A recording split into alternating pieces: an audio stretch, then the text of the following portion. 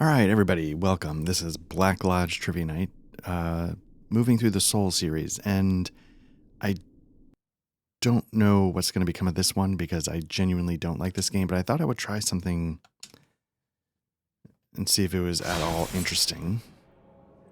What I'm going to do is, if you know anything about Dark Souls, what you know is that there was the original release, and then there was the Scholar of the First Sin release. And so, for as long as I can actually stand this game, I am going to try alternating. I just want to make sure auto lock on, jump controls, left stick. I think I want this to be B. So just to show you how different some of these levels can be, I thought it'd be interesting to take a look at some of the areas Perhaps you've seen it. back to back. So here we are. We'll start with the original. Murky, forgotten land.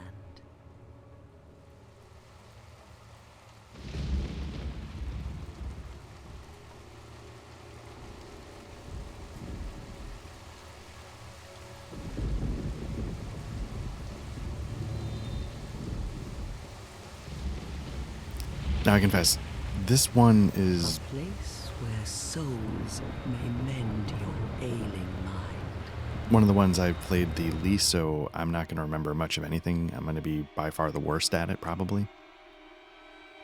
You will lose everything. Once branded, the symbol of the curse. An augur of darkness.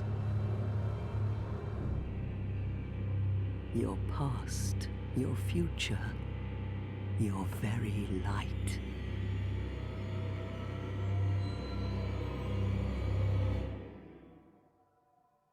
None will have meaning, and you won't even care. By then, you'll be something other than human. A thing that feeds on souls, a hollow.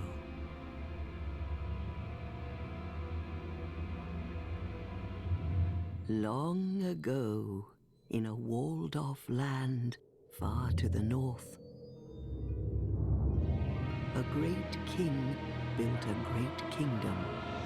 I believe they called it Drang Lake. Perhaps you're familiar. No, how could you be? But one day, you will stand before its decrepit gate without really knowing why.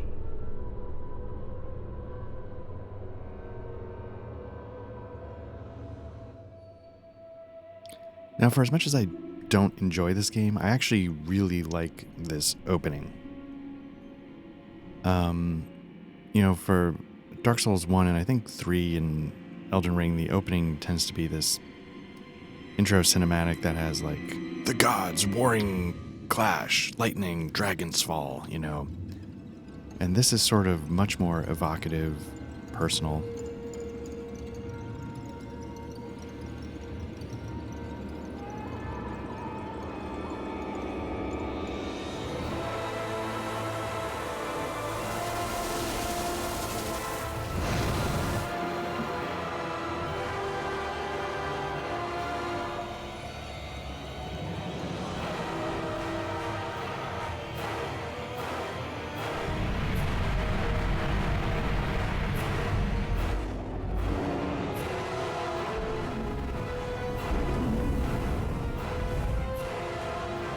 Like a moth drawn to a flame, your wings will burn in anguish. Time after time.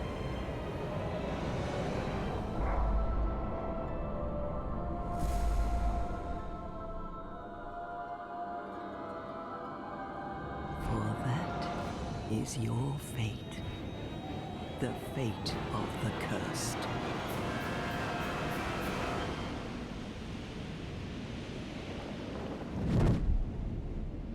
It's the difference in, like, the first one where you're the chosen one, so to speak. Here is like you can't help yourself,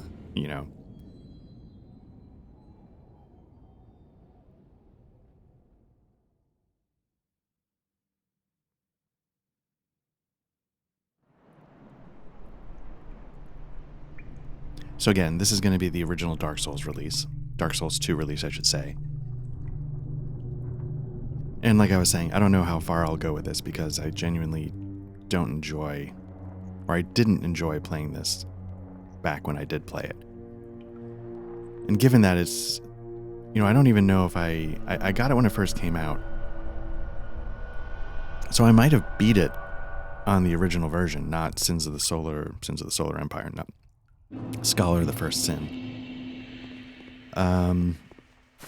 But here we are, opening level, Things Betwixt. It's kind of a tutorial of sorts.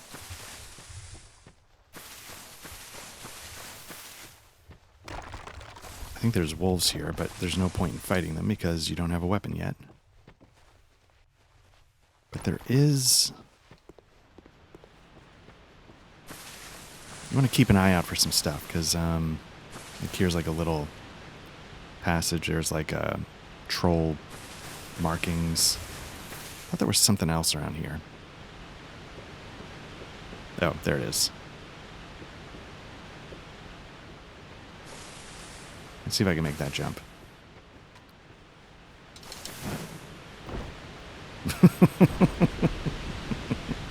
Oh, I can make that jump. All right, it has begun.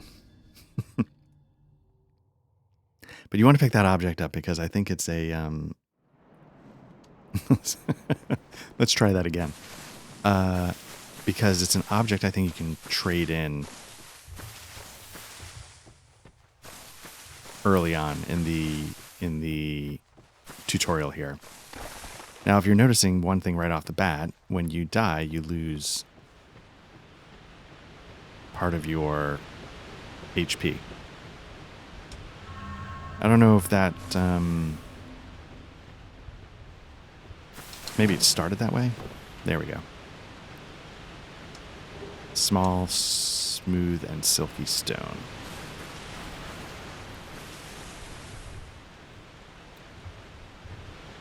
So let's see. Yeah, this is going to be a return path, but let's head in here and get things started.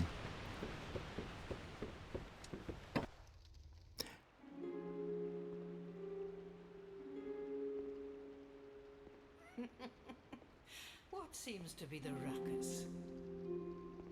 Oh my, your face. The face of the curse. It's an undead.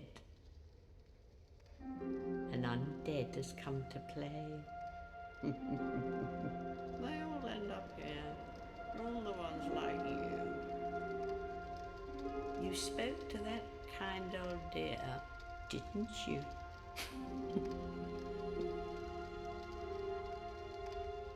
You're finished. You'll go hollow. Yes, you'll become one of them. Hollows prey upon men, feast upon their souls. This is the fate of the cursed. I guess that is funny.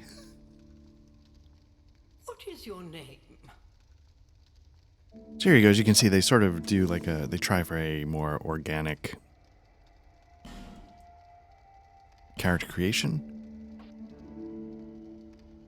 And they sort of tie it into the story, right? Like what, trying to recall your name, you know? At least So we're not quite that hollow yet. your own name. Here's your reward for sharing. It's a human effigy. Take a closer look. Who do you think it's supposed to be? Think back, deep into your past. Yes, it's an effigy of you. It's kind of like when you ask a toddler to tell you about their macaroni project. Again, different ideas of what to go with. A lot of people like warriors because they start with a shield. Some people pick knight because it's a good balance of whatever. Some people pick sorcerer because you start with soul arrow, so you don't have to fight everything right up close. I'm going to try a knight. I tend to go melee. The gift, a couple things.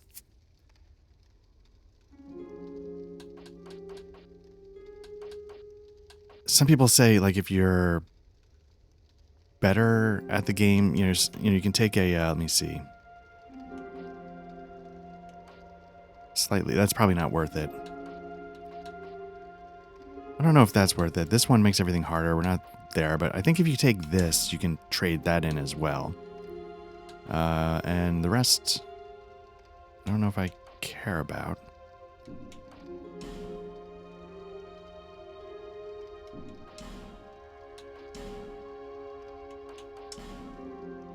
I always choose. I'm not bald in real life, but although I do like that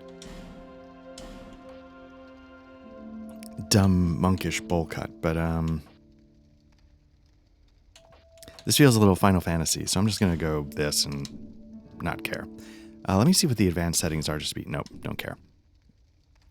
Finish creation. Let's get out. All people come here for the same reason. To break the curse. You're no different, I should think. Doesn't stand a chance. Well, you never know.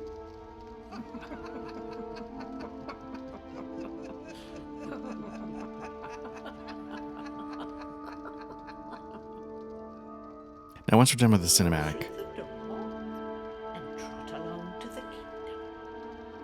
But remember, hold on to your souls. They're all that keep you from going hollow. Oh, I'll fool you no longer. You lose your souls. All of them. Over and over again.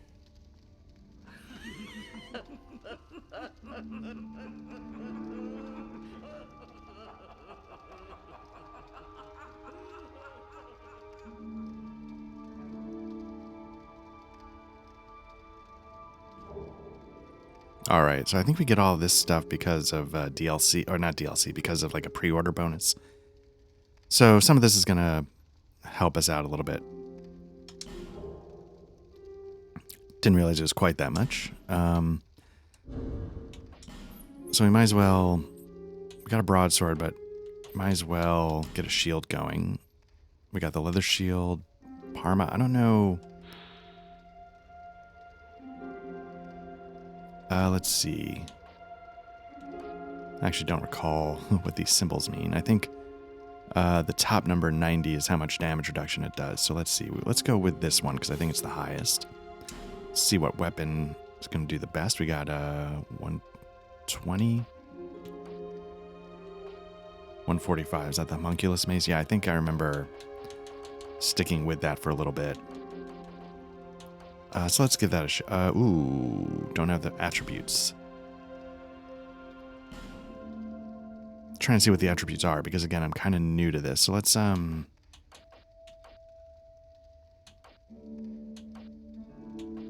let's stick with the broadsword. At some point, I guess I'll have to Google like what the attributes are.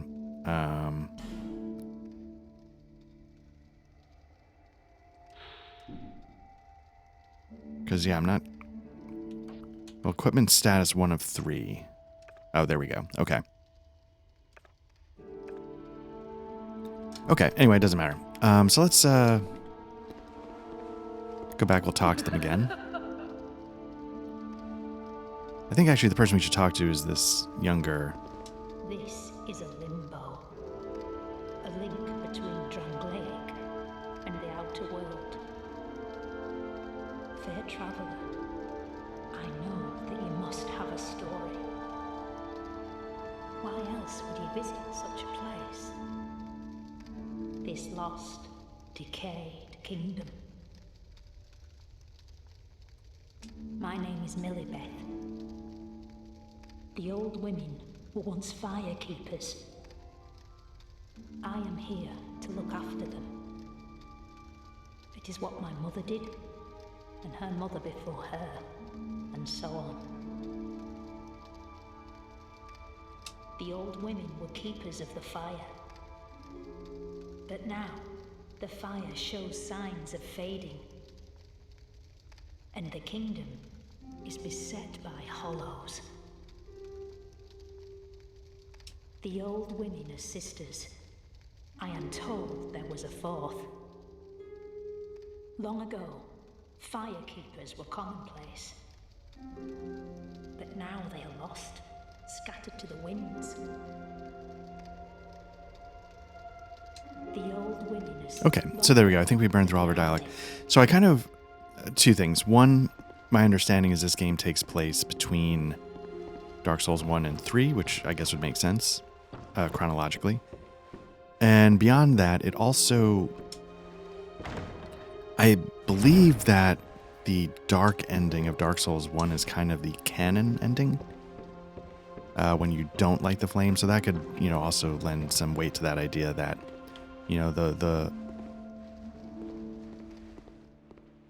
the fire was not lit and we're now slipping into that age of darkness, right? Which is part of the thing. The hollows are, becoming more and more prevalent because the fire's going out, but maybe that was part of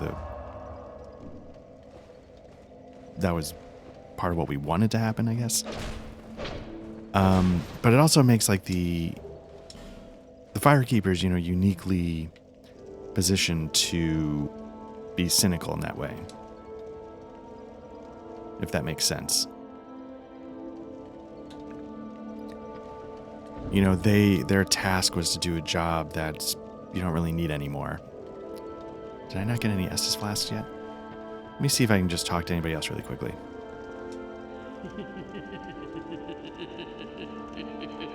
But they sort of, maybe have a unique insight into the futility of You must go on a journey what we were trying to do without before, or what rest. we might try and do now.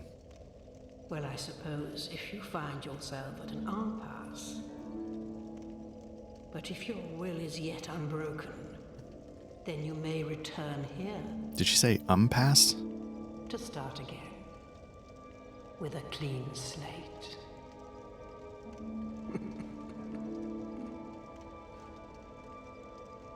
All right.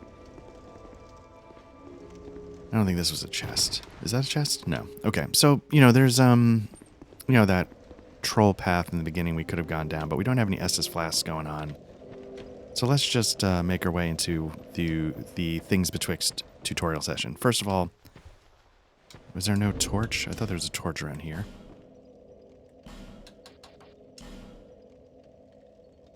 I must have missed it. I thought there was a torch here.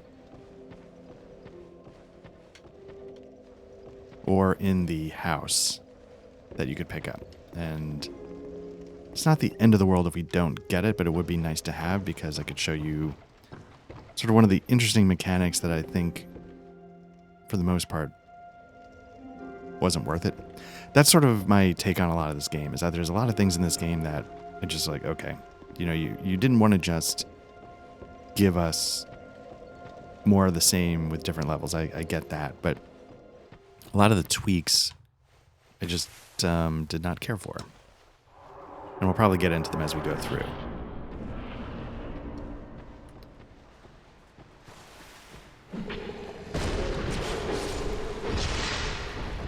The first thing I noticed back in the day is that the combat felt off. Now, I'm not sure if I'll feel that way now, having played through, Dark Souls 1, 3, Bloodborne, Elden Ring. I confess I didn't get too far in Sekiro. Maybe it won't feel so bad, but at the time, it felt like crap.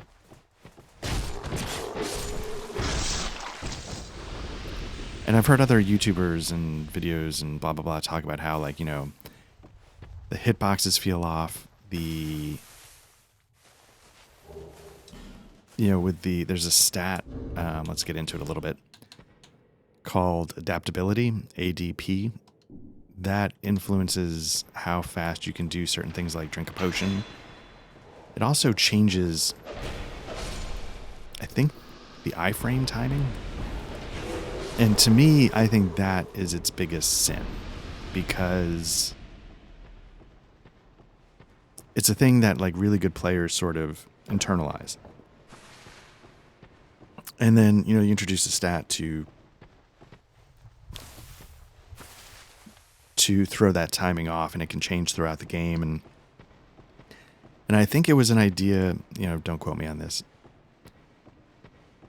I think it was sort of trying to keep Dark Souls 1 players from just relying on old habits, maybe? I don't know.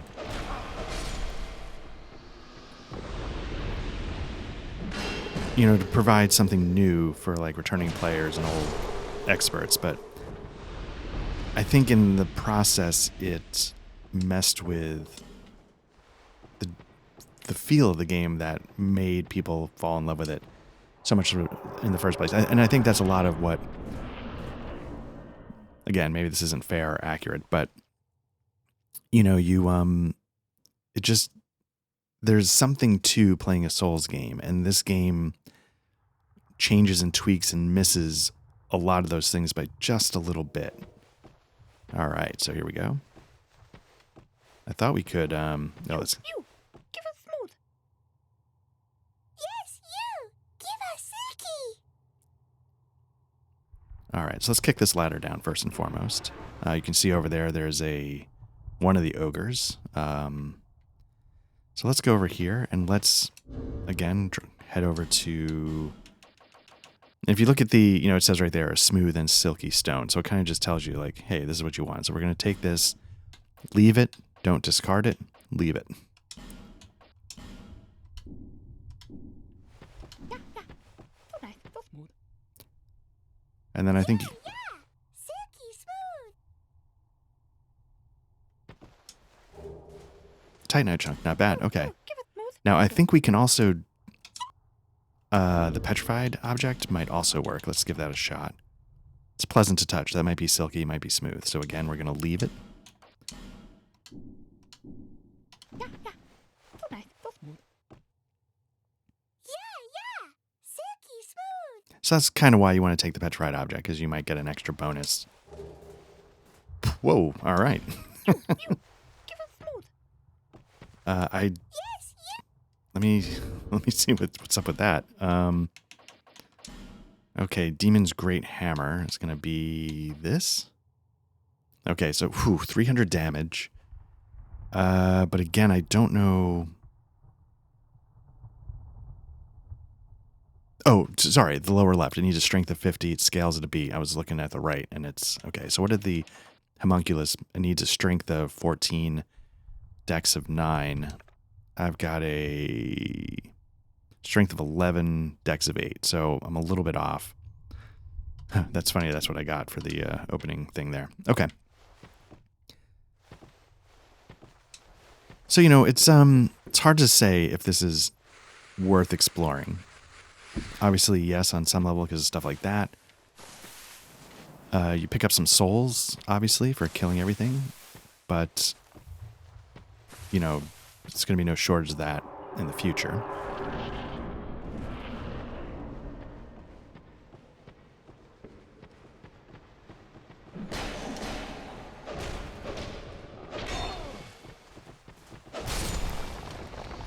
Now, I've heard some YouTubers say that the lock-on this game is completely... Well, they over-exaggerate it, but it's a detriment to the game because... Okay, there's a little gap there you gotta be watchful of because... because it changes some of the animations. It changes how quickly you can turn around. It changes how you can move in different ways. And a lot of, like, quote-unquote, like, real players will say, like, yeah, actually, you know, what you lose... Oh, wait, do I not lose? Maybe I don't lose some of my hit points. I thought you did lose some of it. You can see it maybe tick down a little bit. And you also get more and more hollow, so to speak, as you go. So it's actually kind of a nice touch.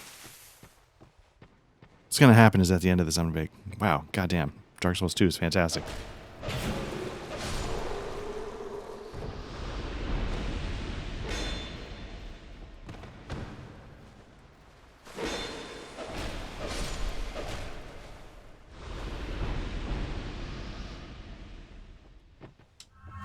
All right, let's see if we can do this again.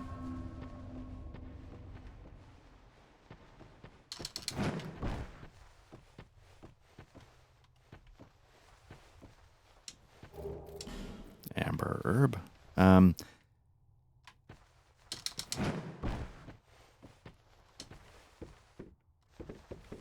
Did introduce the fast climb up the ladder, so that was a nice touch because although they did tie it to your stamina. So again, here's like, left stick, right. They're telling you how to play the game. I probably should be looking at some of these because maybe there's a few things that are different. But here they're trying to teach you the plunge attack, which did not take him out, interestingly enough.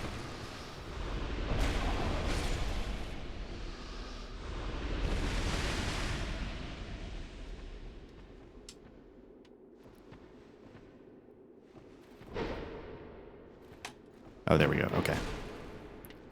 Let's check out this door in case it's like a locked. I think it was locked from the other side. Oh, no, maybe not. Okay. I truly do not remember this game at all.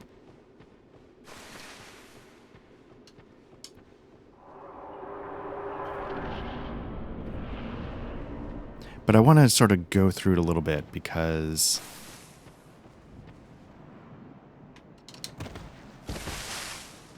that way when we come back to it in just a second, basically what I'll do is I'll get to the next area and then we'll just sort of poke through this a little bit more.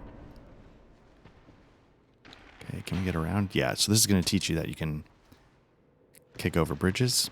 So a little bit more, sort of potential like puzzle solving maybe. There's a pit down there, I think, with a couple of ogres.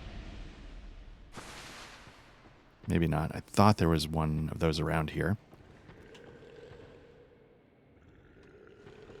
I don't think I can get up there at the moment, but yeah, you know what?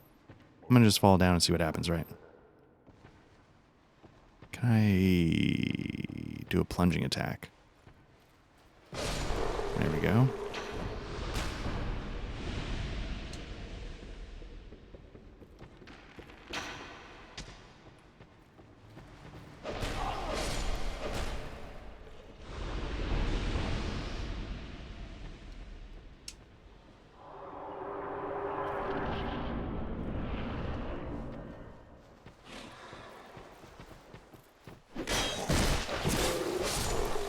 All right, so one of the things in this game is that you go back to sort of the Demon Souls idea of healing items. So the life gem, as you can see, is sort of like a consumable.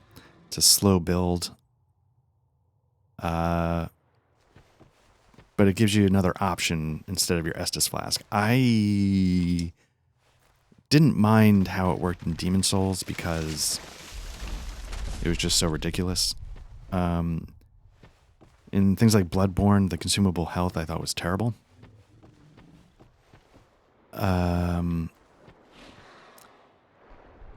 So there's another guy over here. Yeah.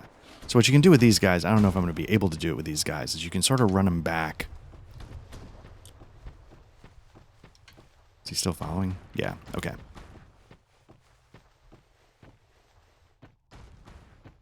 Basically, I don't know exactly how to do it. I might not be able to do it, but you can get them to fall off here. But you got to get them to actually come to the bridge.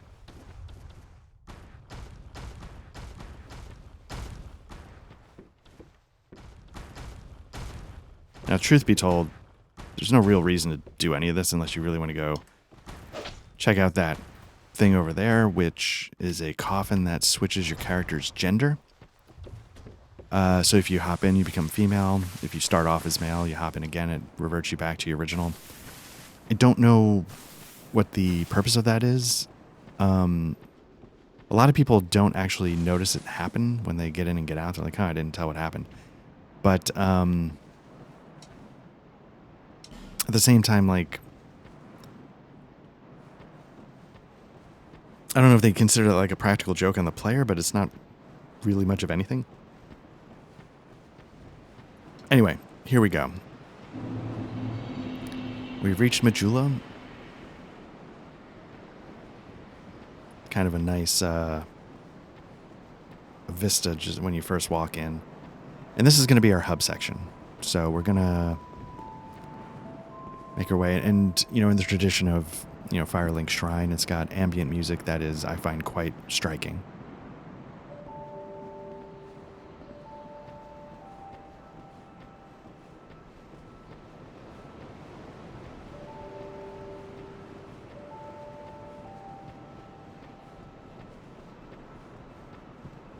Just going to let it play while I explore a little bit.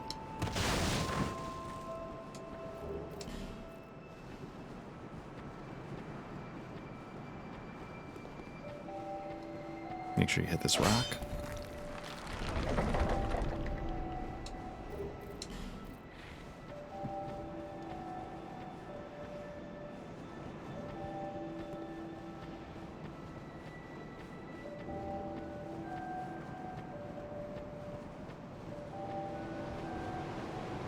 And here we are in our main bonfire.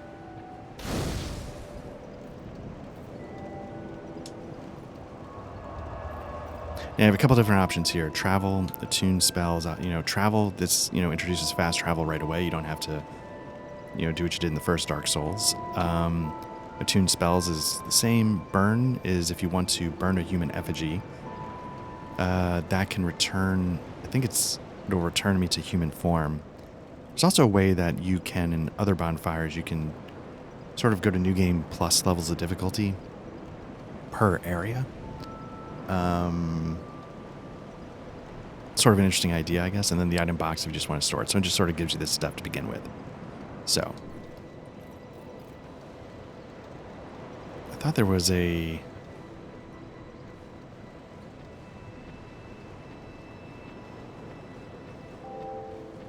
trying to find sort of like your classic, maiden in black. But instead, let's talk to this guy, the forlorn, crestfallen warrior, undead, as always. You have that distinct scent, the smell of irreversible fate. This is Majula. It is a kind of settlement, a place where life is almost normal. And in Drang Lake these days, there are very few places like that. I am Solden. Again, burn through his dialogue. Like you, I lost everything, and now I'm here. You probably heard that it was possible to break the curse here. Well, that's not true at all.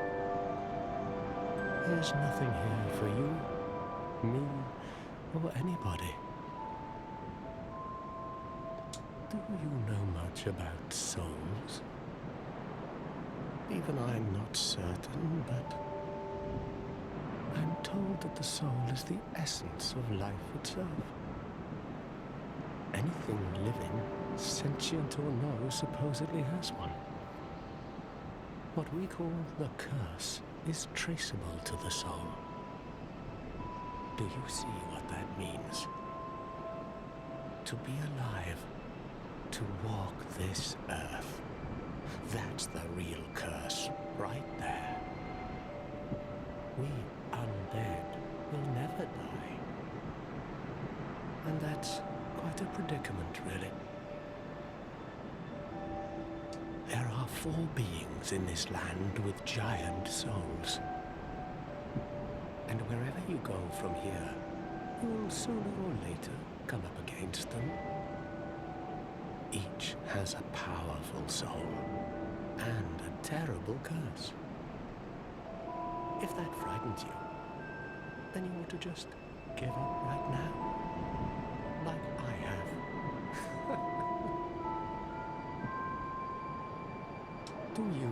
cry out for help.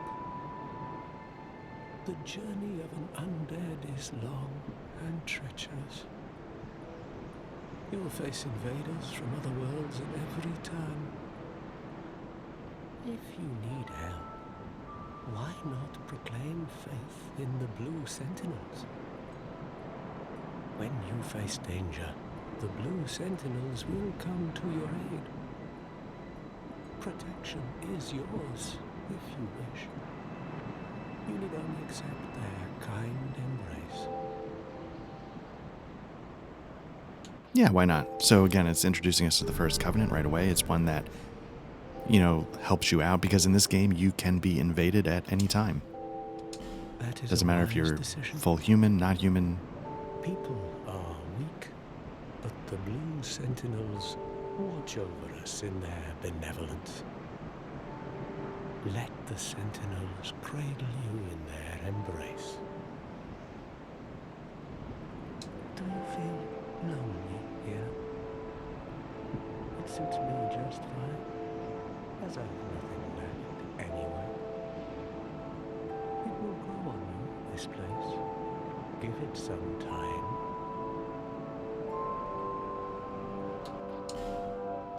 Learn some gestures. We enter the Covenant area. Let's talk. See the way beyond the bonfire. That will take you to the forest of the giants. There was once a great fort, but little of it remains. You may just find something there that will be of use on your journey. But don't venture too far inside, or you might not come back. Hade's Tower of Flame lies beyond the far gate. In the cathedral, the Apostles of Blue gather. But the road leading there is perilous. The gate is rigged with some contraption. But how it works, I just don't know. Have you seen that pit, that gaping hole in So he's giving you a quick lay of the land, a quick overview of the story, which is nice because they didn't do that in the opening cinematic. You know, in a way they gave you this more personal introduction, so they got to fill you in a little bit somehow. Ladder of some sort? The flame you see there is a bonfire. They exist all across the land, beacons to we undead. If you are tired, try resting beside the flame. The flame heals us. Long ago, a woman called a firekeeper watched over each bonfire. She kept the flame lit and guarded it from those who would extinguish it. I wonder where the firekeepers went. Did you notice any letters on the ground on the way So here? again, filling you in on a lot of how things work. These are messages that have jumped the fissures between worlds. In Dram Lake, the flow of time is convoluted. Things shift and waver, twist and turn. Poignant wishes, dashed dreams.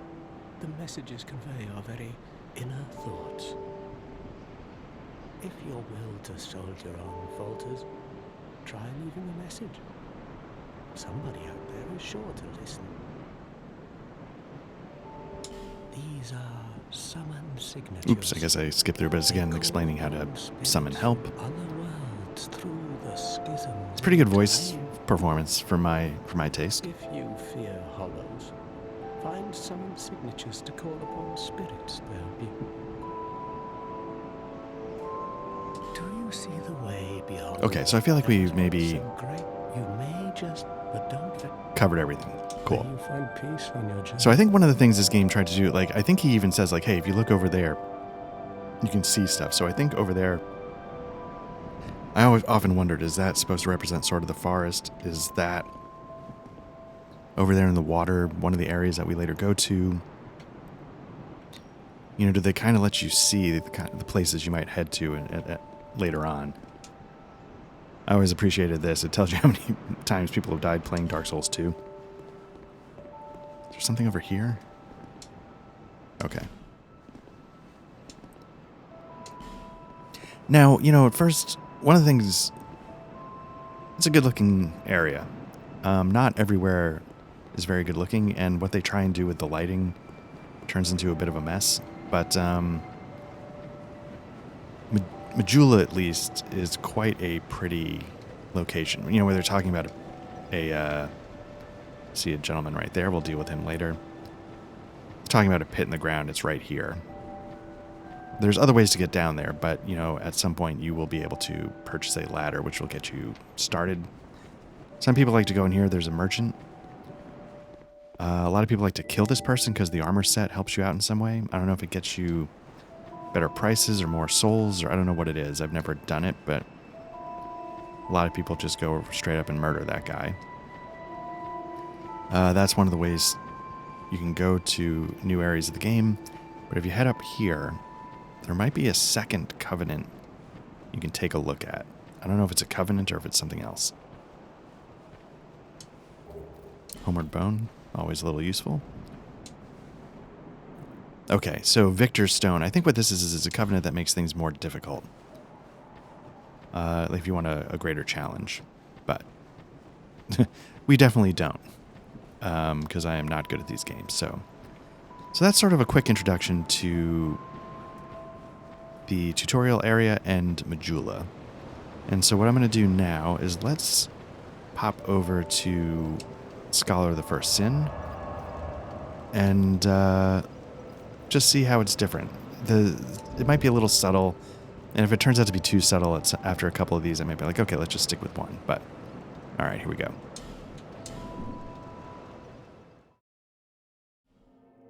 Okay, so now we're gonna continue here and tackle sort of the same general area and see how it goes. I'm gonna, skip all the story stuff because it's the same. Right back in the things betwixt. Stamina. Oh, okay, you start off halfway. Okay, so that's, I guess, our level of hollow is pretty significant right off the bat. Could have swore there were wolves here. I see one over there. One's coming through the grass. I don't know if they were here in the last version, but that's my memory of them. Here you're going to see again the tracks. We're not going to mess with that. We do want to get the smooth and silky down below. We'll do that real quick. Now I know you can just basically launch into the tree, and that keeps you alive.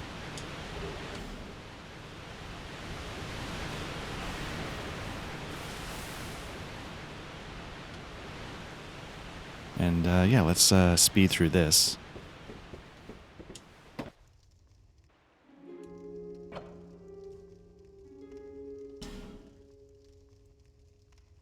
We're going to basically keep everything the same. Whoop.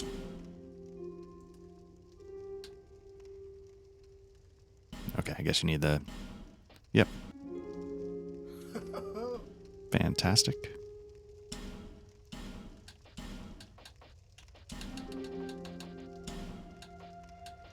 Good enough. This will help us keep track of like which one we're in, if you got hair or no hair. I don't know if we need to... I thought somebody...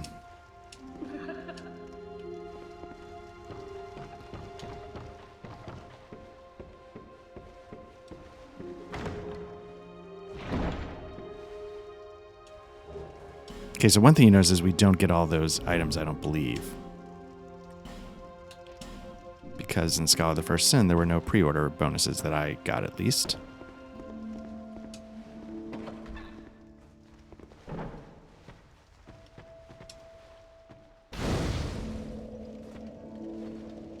I think in this one, if you just light the bonfire, that's enough to make it your checkpoint. I don't think you actually have to sit at it. But here you see you get the torch.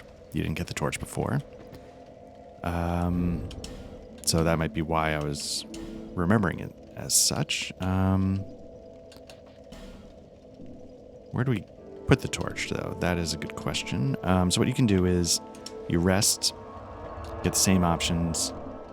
But as you leave, you can see here there's a rest at bonfire but toggle. You can light torch.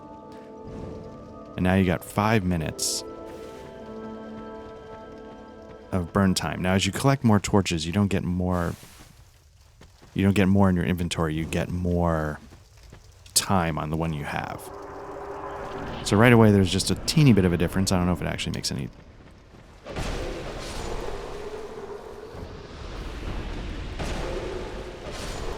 But it sort of gets you into the mechanic of lighting areas. So once you light an area, you can put a torch out, but you can put the torch out. But I think once you do that, you have to go to a bonfire or maybe one of these pedestals to light the torch again. So maybe it's not quite such a tax.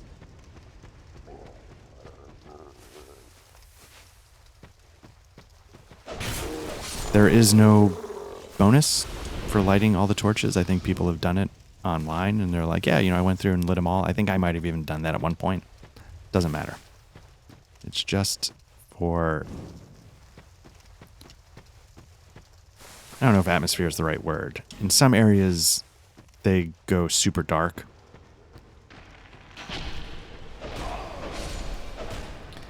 And so lighting up the areas really makes a big difference. But it's something that I don't feel added a lot to the game.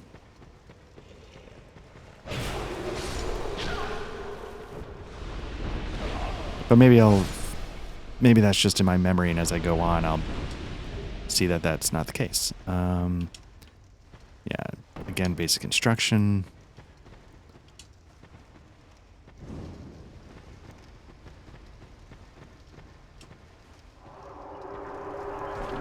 Mostly I'm looking for the nest. Here we go. Let's start dropping stuff. I guess we have to kick the ladder down. Make sure we do that.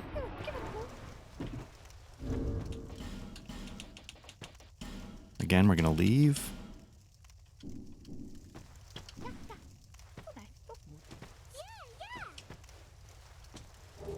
Got a bolt stone. Okay, I guess that can make an energy. I have no idea. We'll find out in a minute. Let's leave the petrified object.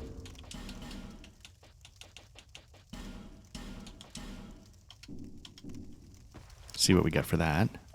Because I think it's obviously randomized. Obviously, like... Oh, no, you get the demon's great hammer. Maybe that's not random. Climb down.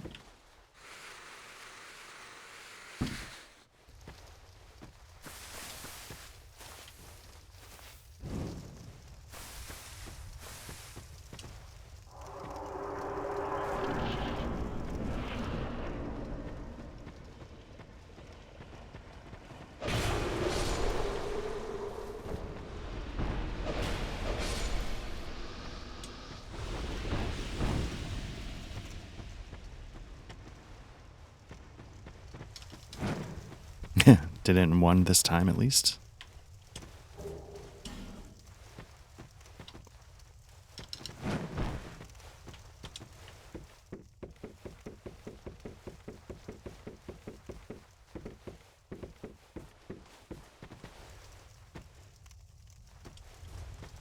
Again, no idea if it matters. We're learning the plunge attack.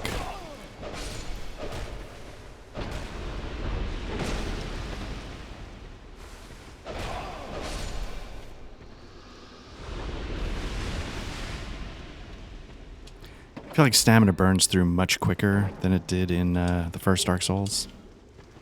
I think cracked red-eyed orbs are the same. They help you invade other worlds. It's something I don't have any interest in, personally.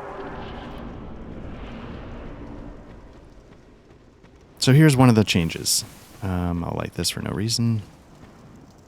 You can see right there, we now have a statue blocking us from getting in.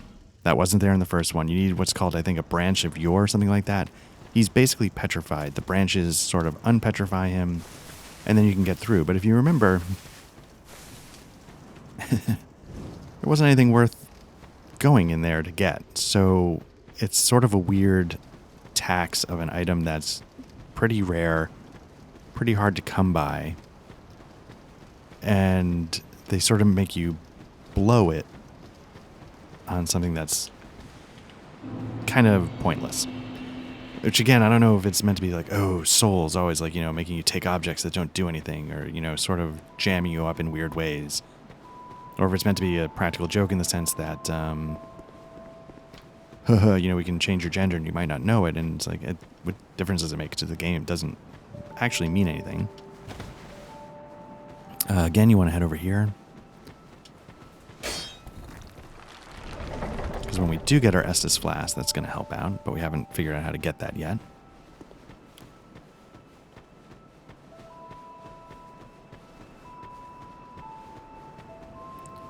So as you can see, sort of a subtle difference.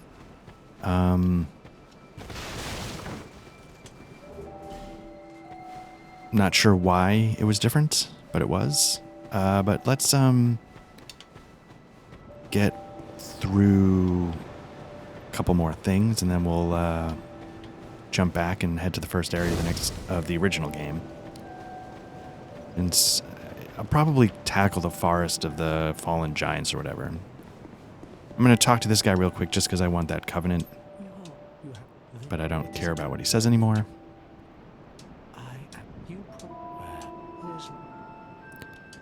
If I didn't say, like, I appreciated that he seemed genuinely crestfallen. Like, he's, deeper in the cycle. That, he feels closer to the crestfallen warrior. Is like, maybe I'll just lose it. But then all of a sudden, he's gone. Here, I feel like this guy, you can sense he's like really teetering on the brink. That is what people let the... Do you think it suits people? Let's learn the gesture. And let's get out of here. Okay. I think there was one other object I wanted to get. It was up by that. Oh, there's the Maiden in Black. Did I miss her in the other one?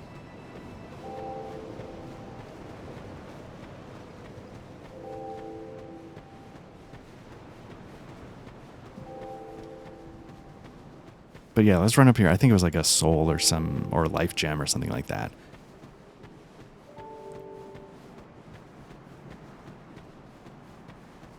But let's make sure we grab it. We're going to skip the Covenant. Oh, Homeward Bone, right.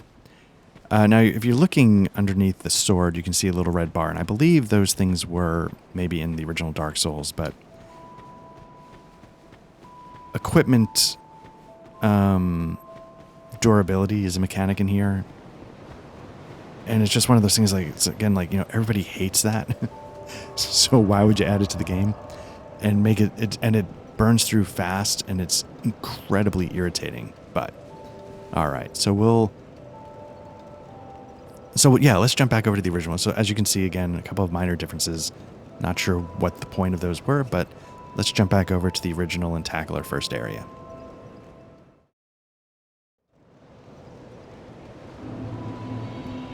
Okay, so we're back here in the original. You can see because I've got no hair. Let's see. Okay, she was over here and I just missed her. Let's go talk to her and get this started before we tackle the first area. The next monarch? Or merely a pawn of fate? Bearer of the curse, I will remain by your side till this frail hope shatters. Take this with you. May it ease your journey. There we go. And see the king. As you can see, we only get one. He who made Drangleic what it once was. He who peered at the essence of the soul. King Vendrick. All right. Bearer of the curse, seek misery. For misery will lead you to greater, stronger souls. You will never meet the king with a soul so frail and pallid. Seek those whose names are unutterable, the four endowed with immense souls. Their souls will serve as beacons. Once you have found them, return here to me, so that hope will not fade away. So as you can see, it's sort of giving you the same basic quest. Like, you got to go get the 4 main souls like you did in the first one. Is that a shard you found? Here, let me see it, so that I may help you. And the shard is what we picked up from that rock in To the see well, light. so that's why you wanted to go over To and see get that. hope. However faint it might be.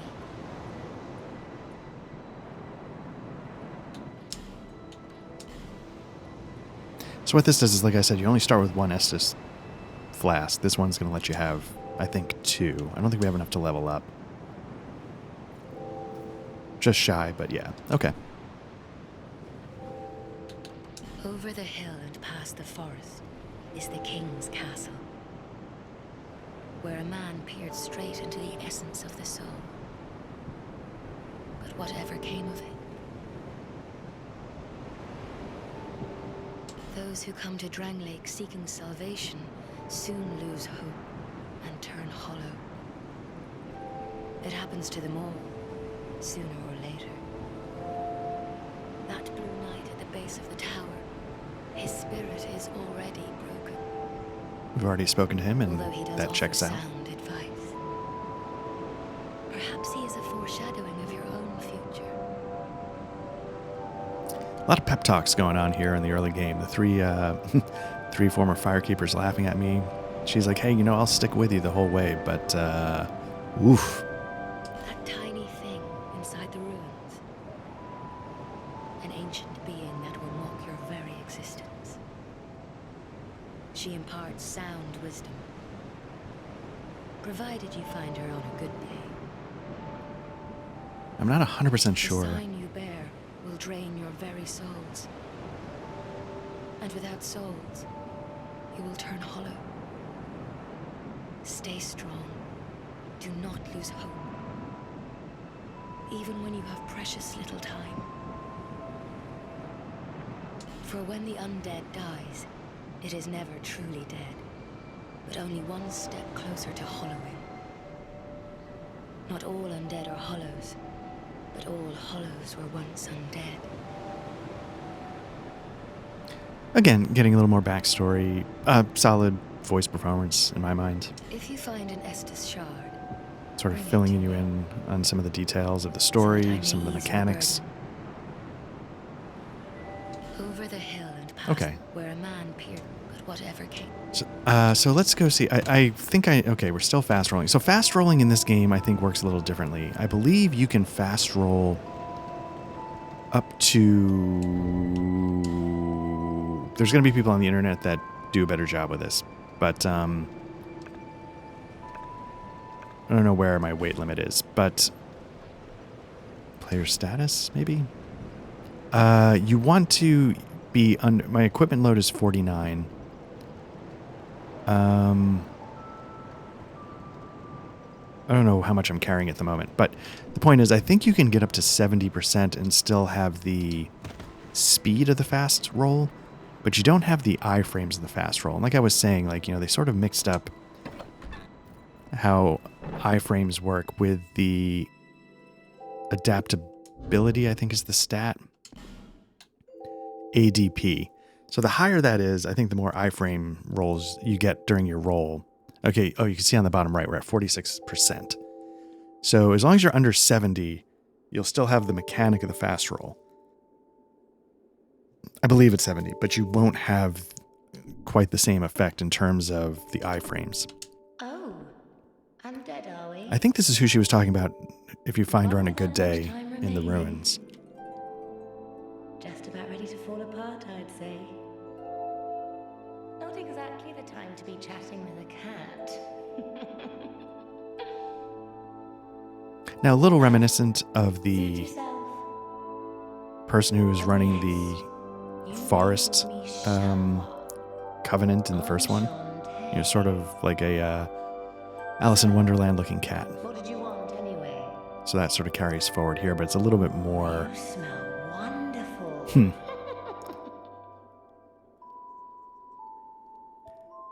All right, so looks like, is it a shop? Yes, you can get... this is a ring I did not get to in my Dark Souls 1 playthrough, but I have it on another character, and maybe I use that character to go beat the Drake dragon on the undead bird because I forgot to do that in my playthrough, and I recorded it, so maybe I'll put that up at some point. But I forgot this ring exists, and basically it's a little bit like in Elden Ring with the weapons that with every hit you get a little HP back. These exist in the original Dark Souls games, which is not a bad thing, especially in a game like this where your Estus flasks are much more restricted. Got a ring that's reducing fall damage, which can help you survive some of the falls in that pit out there where they said you might need a ladder. Red Eye ring, easier to be detected by enemies. Easier to connect to players who chose the same god. I don't remember choosing a god. Ring of Whispers can hear the voices of foes. I don't know what that means. And then we have some Homeward Bones, some Prism Stones, which again you can use to like illuminate areas or detect invisible paths. Alluring Skulls from the first one. You can draw enemies to a certain spot, etc., etc. Lloyd Talismans were the items that you could use to, I think, put mimic chests to sleep and grab what's inside, but it also blocks Estus recovery when you get invaded. You can abandon. We're not covenants. We're in the way of the blue, but I guess this cat lets us switch. This place is already dead. Everything will crumble and waste away so that something new may be born. Isn't it wonderful? This place is fascinating.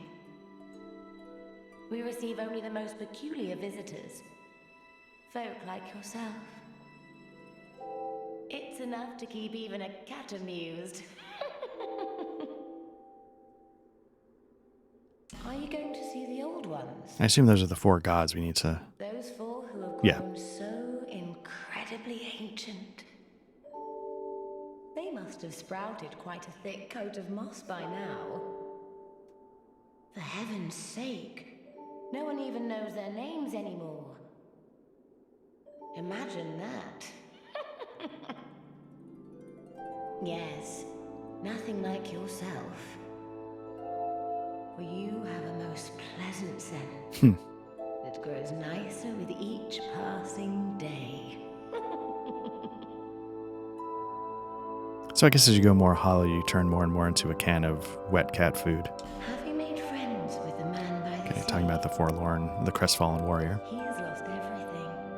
Absolutely everything. The only thing he's good for now is a few tidbits on covenants. Covenants are a type of, well, contract, you might say. You give something to gain something. That's the way humans like it, right? It might be just the thing you need. But what does a cat know?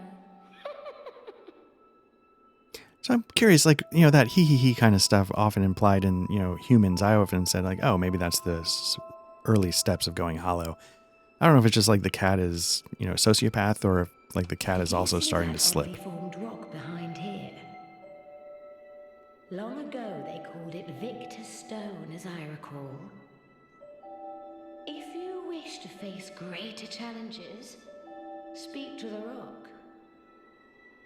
Although, you'd just as well not. This place is already... Everything will crumble and wait. Did we already read this? Yeah, we did. Okay. All right. Nothing suited you, I presume. Well, that's his name. Yeah, so there's all sorts of, you can sort of explore the town, but, just, we're going to get around to all this stuff eventually. So let's just go tackle our first area, because I believe this is relatively the same regardless of the version you're playing on. I think this is how we got here, but is this how we get to the forest? I'm guessing it is, given the tree roots on the cave. So it's sort of like, instead of the, Dark Souls 1 intertwined, all connecting world, what you have here is more of a hub area with sort of linear paths leaving from that. Now, does this guy, is he a friend or does he attack you? Have you business with me? The way you under is all blocked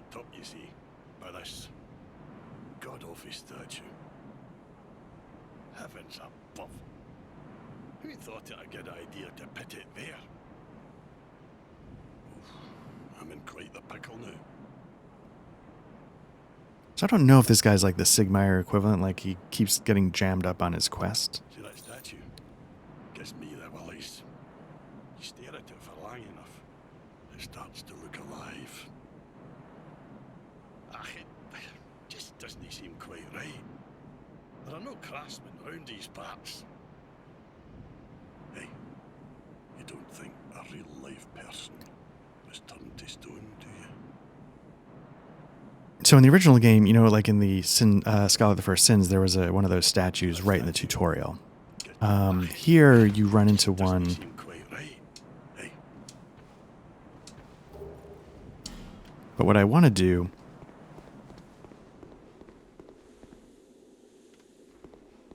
you can see right here is a person turned to stone that was trying to operate the pulley.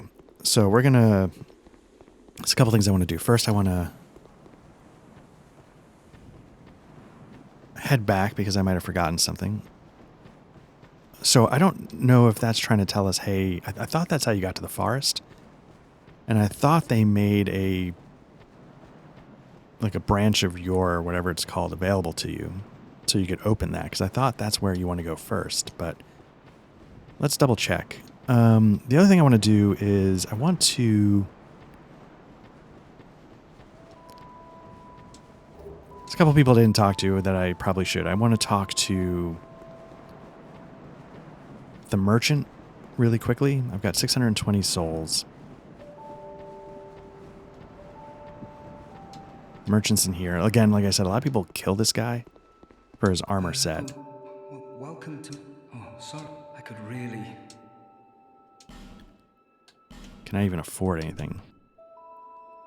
I can't. I was hoping to be able to afford even just like the cheapest gloves, but... I came from the west, from Volgan. Have you been there? It's a lively place, vibrant with trade. Very competitive, of course. And you have to grease the wheels to get anywhere. But I didn't have the funding for that, so I left home in hopes of striking gold. It's been years since then, and I've made very little headway. I don't even know why I'm still here. Everything's all run down and dying. It's terrible for business, really. A group calling themselves the Blue Sentinels have gained much power in Volgan. So I think that's the Covenant I joined. You can't even run a shop without their blessing. Oh, but that's a slant on it that I didn't realize. They claim to be working for the greater good, but it's absolute hogwash. Oh, by the gods, why the hell am I here? Okay. Well, I do. I'll see you again. Thought there was a... There we go, a ladder. I thought it was a chest, but it's a ladder.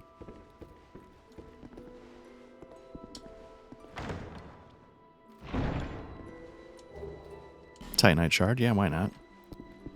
So I think what we could do... The reason why I want to buy even the cheapest piece of armor is because at some point when we free that stone by the lever, they're going to like, hey, do you have any clothes for me? So you have to, if you have something extra, you can give them. I think that helps. So let's talk. Well, thank you for coming back. Let's buy, but what I actually want to do is, can I sell? Oh, maybe not. There are certain people you can sell to, but not... I do hope I see you again. Not him. Okay. So also, we need to change this to our Estus flask, change this to that. And there's one more person to talk to.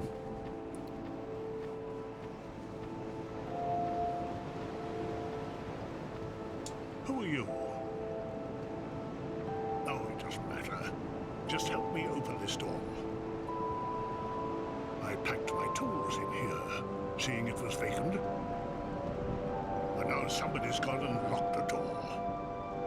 A lot of people joke, like, you know, the door's locked, but that's a broken window you can climb in. The roof is gone. You can just sort of fall into it. That area over there. Again, you can just step over it, but never mind. I'm a blacksmith. I'm nothing without my tools.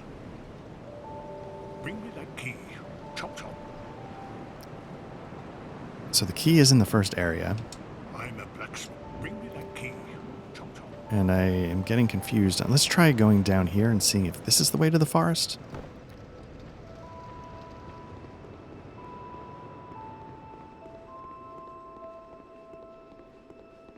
Like I said, I barely remember this game at all. There's certain things about it I remember, but I do remember, like I said, not enjoying the experience when all was said and done. Like, some of the bosses were good, etc., but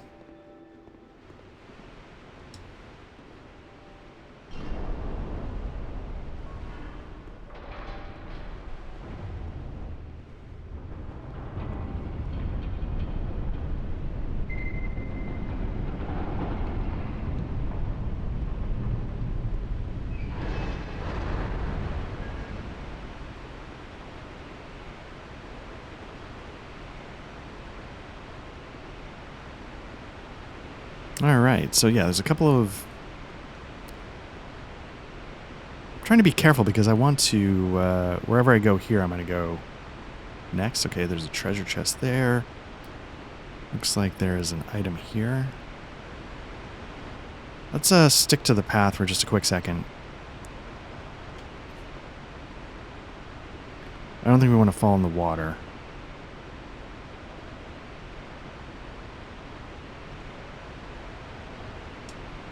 But I feel like we can come around to that area. I don't feel like we have to.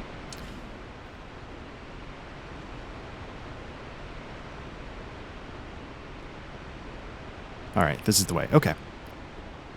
I'm curious what the other place goes to then with the branch of yore we need. Forest of the Fallen Giants. It's going to be our first area.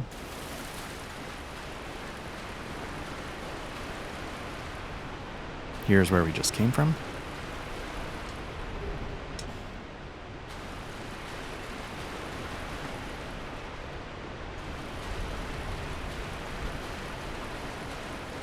Now, I can tell you right off the bat,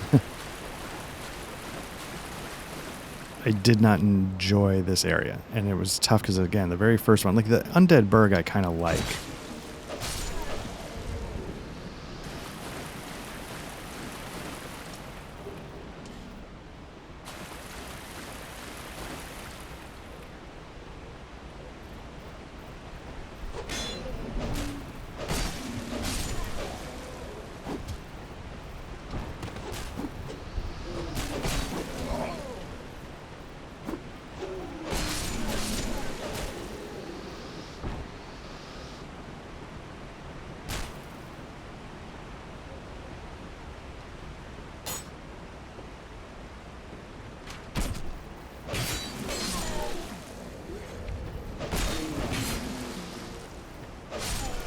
Yeah, stamina management, maybe I'm just forgetting what it was like in the beginning of Dark Souls, but it feels like it's more of a thing here.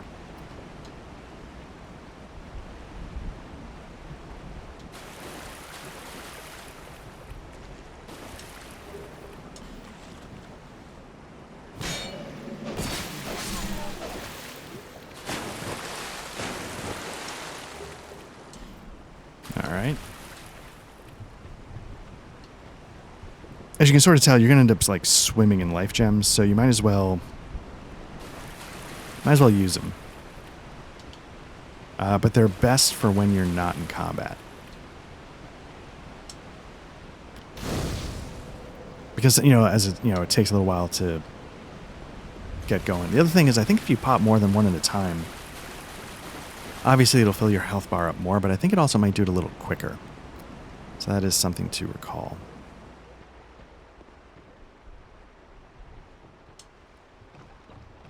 That might not be true, but in my memory, I thought I recalled that it would go quicker.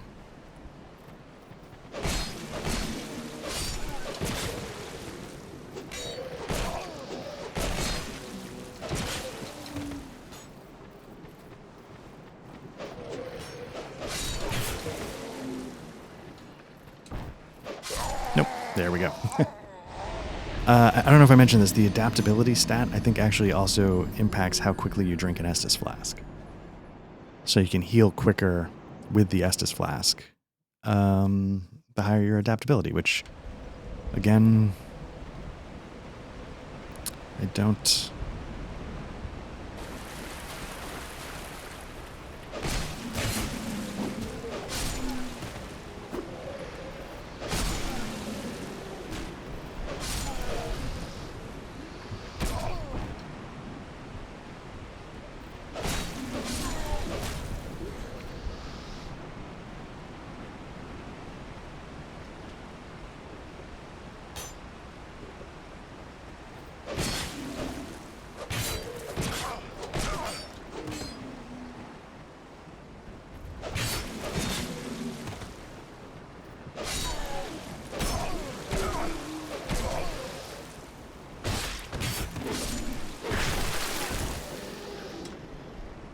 Alright, let's pop a couple life gems. Let's test it, see if it... Yeah, it does go a little faster. Okay.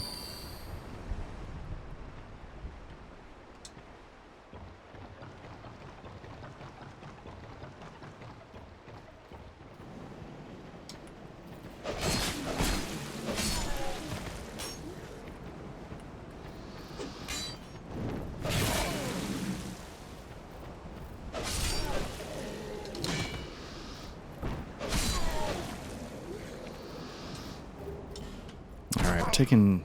Okay, up there. How do we get up there? Oh, let's get my souls before I forget.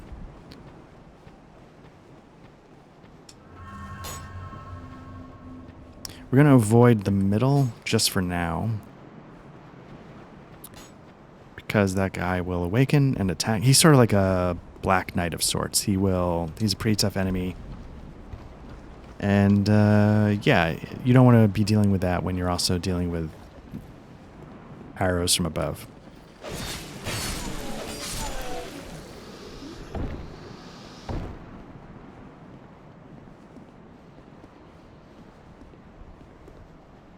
Okay, so there's two ways to go. We're going to start this way. Get this item. So now, I don't know what to make of this. Like, my character looks solid, but I feel like the terrain looks bad. You know, for a game that came out years... How many years? I guess a couple years after Dark Souls 1. It seems to look very similar in a way. Okay, so got some stuff.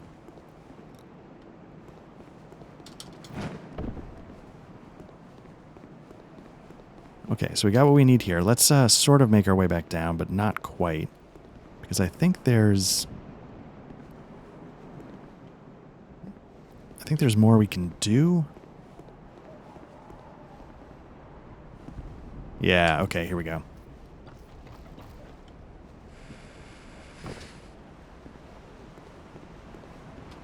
Oh no, this is where we came from, but I feel like, yeah, you can get there. Is it a jump? Because I don't know if you can get over there. I think this is the only place to get it from. Did I get it? There we go.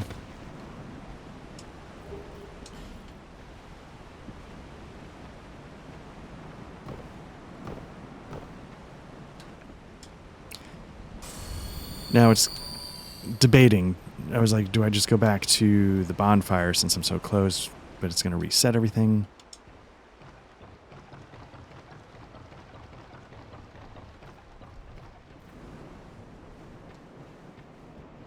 I think the trick with that guy is that we won't do much damage to him. Yeah, there's a lot of like dead corpses laying around that come back to life kind of stuff. That's a trick that it does a lot of the time.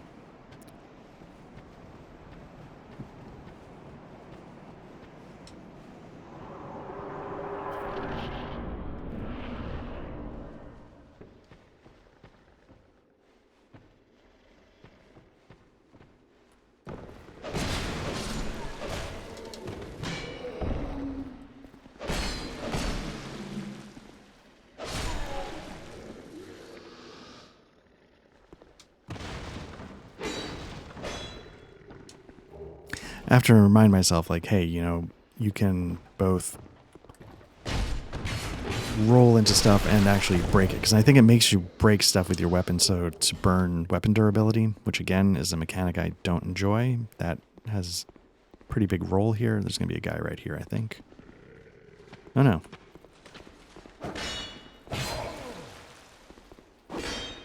Now weapon durability is reset when you rest at a bonfire, so it's not like you can't get around it, but it is something that will screw you up at the worst possible times. Is this where? Let's pop a life gem while I have a minute. I'm usually pretty bad at, like, when it's a consumable, I'm usually bad at spending it, so I probably didn't take advantage of life gems enough in my playthroughs. Is there more than one, or is it just him throwing firebombs at me?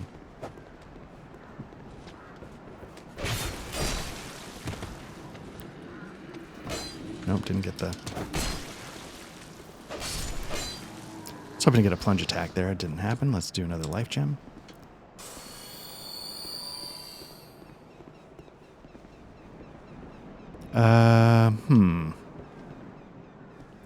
There's a way to get to the other side of that wall. Trying to remember. Trying to remember what it is. If you didn't get a shield, that's how you would get your first buckler. So yeah, you can see. I guess you drop down from a little higher up. So yeah, the graphics didn't blow me away. The other thing is, not sure what it is. Sometimes with certain games, it's usually the field of view. I get headaches, and I'm noticing this actually might be the main thing that keeps me from playing a lot of this, is that I can't tell if it's happening to me now.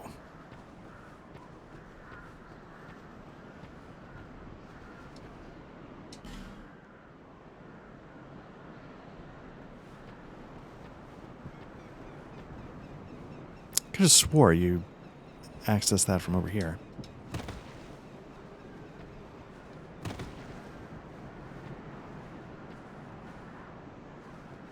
Oh, it's right here.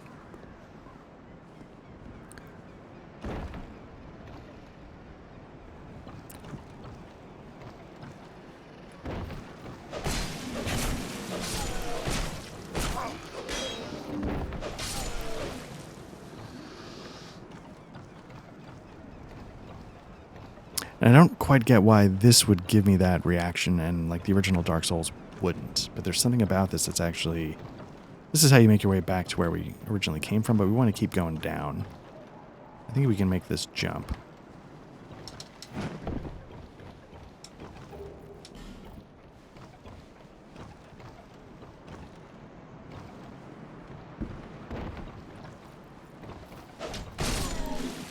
Oh, I guess that counted as a plunge attack?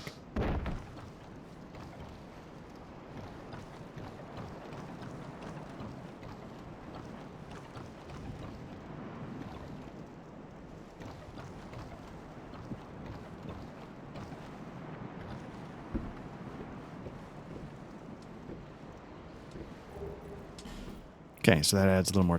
Well, actually, in this one, we might not have a torch, so that might be the first torch we get.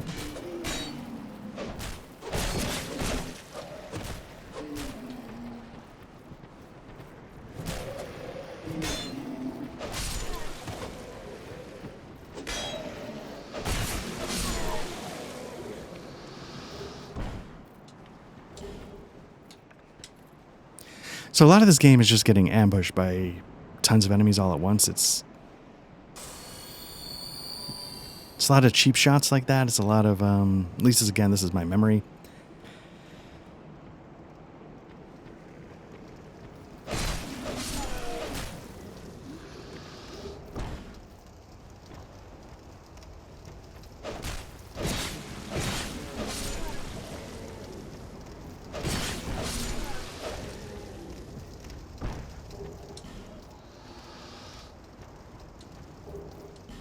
All right.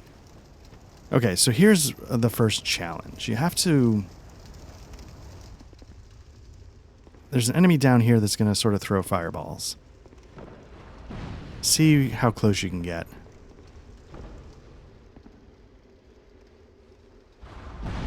Oh.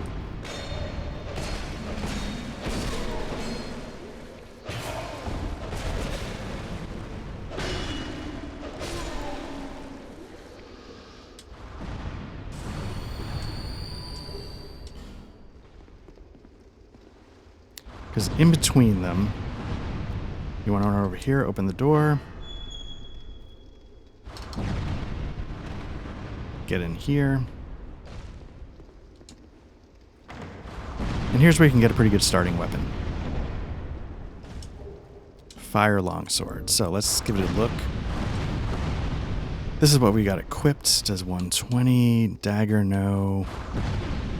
Fire longsword. It's going to do less damage, but it's going to do 156 compared to 120. So let's give it a shot. Oh crap. What are the stat requirements here? Yeah, I know. What are they though?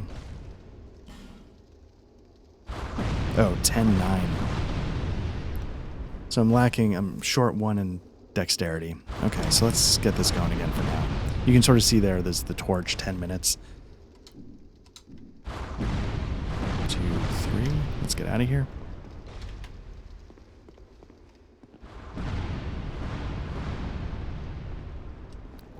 I'm sure if you wanted to, you could fight those things.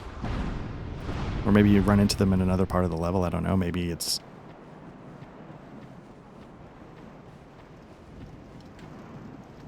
I don't know that I ever have, though.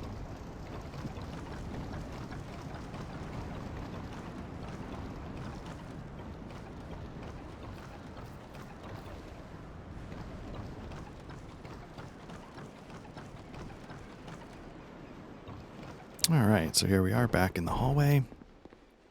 Let's keep moving on.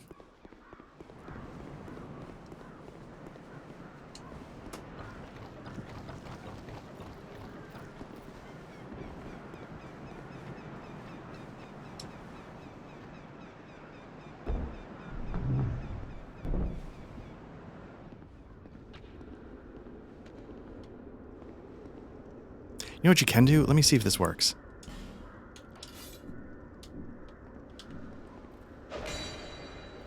This is the fire sword.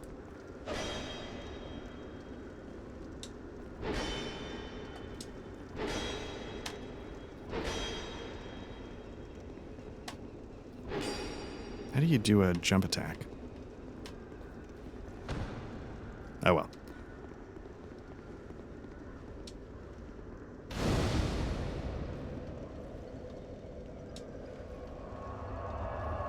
So now again, you can't level up at any bonfire. You have to go back.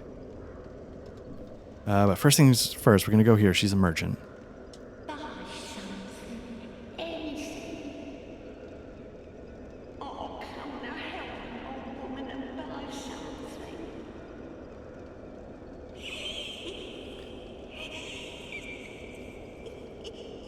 Pity is a potential path, I guess, to go for a sale. You're a stranger to this land. Oh, we get as strangers these days. Everybody's gone and run off. Drag Lake's been a pile of rubble since the war fought long, long ago. When the giants crossed the sea. Seemed like the battles would never end. Poor folk like myself have nary a place to sleep. That's why I keep all me things right with me. You may travel light, but methinks you bear a burden of your own.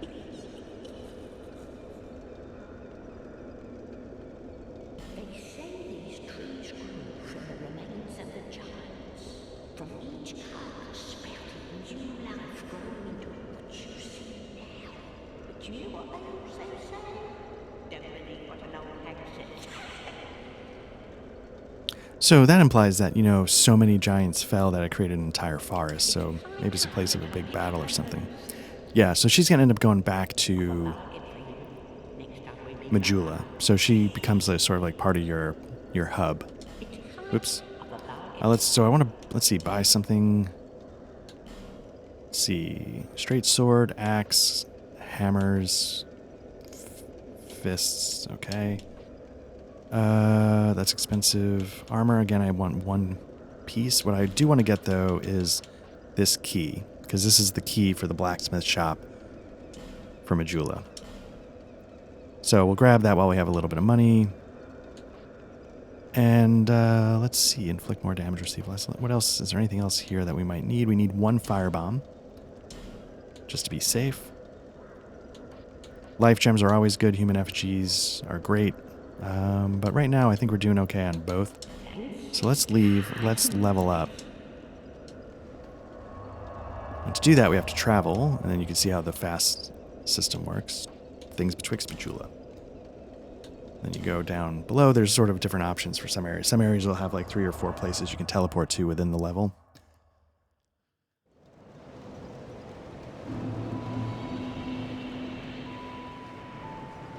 Bearer of the seek the king, lest this. Okay, so one thing I'm going to do is I'm going to level up, and I'm going to level up. Adaptability would be a good thing, but I'm going to get my dex up to 9 just so I can use this sword without any problems.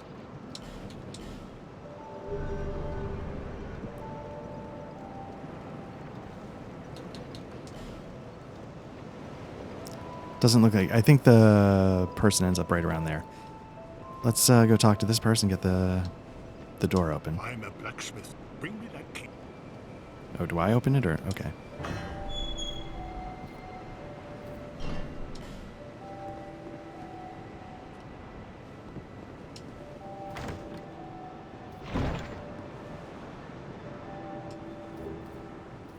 Okay.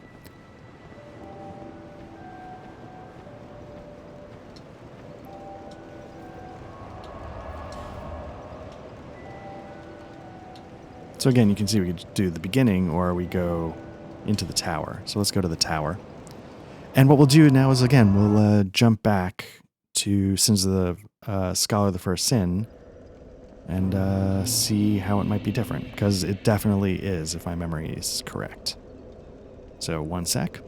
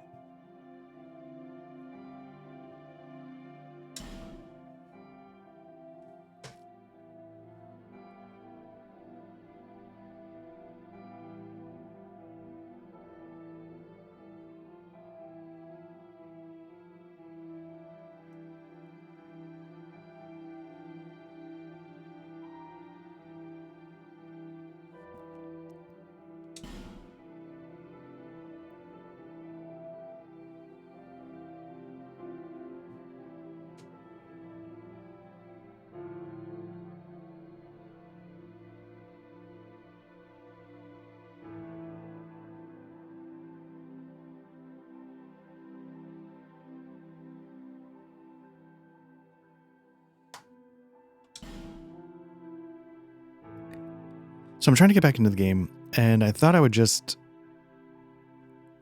show this for a second. Usually I would skip over this, but I've been having a lot of issues logging into the Dark Souls 2 servers, and I'm sort of seeing, like, on the Steam page, like about a year ago, it's November of 2023 as I'm recording this, I can't seem to connect. So I'm going to do this in offline mode. But yeah, like, so I don't know if something's up with the servers, because I saw on the Steam page, like about a year ago in 2022, they reactivated the servers. So maybe they took them offline for a little while. So I'm going to talk to her, because I don't think I did last time. I think we have an Estus shard here, so we'll get a second. There we go.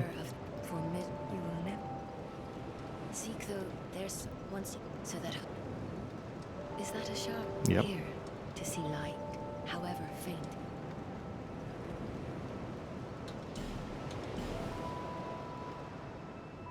So it's interesting, like, the hut had the firekeepers in her. She's not dressed like a firekeeper, so I'm kind of curious what her deal is. And I'm also kind of curious how this is going to go, since we don't have a shield. I know there's a buckler that we'll find on our way, but yeah. Oh yeah, so I need to make this, make this, that. And then let's go upstairs and get whatever was in there. I think it was a bow or something. Probably something we don't really need, but just to have it.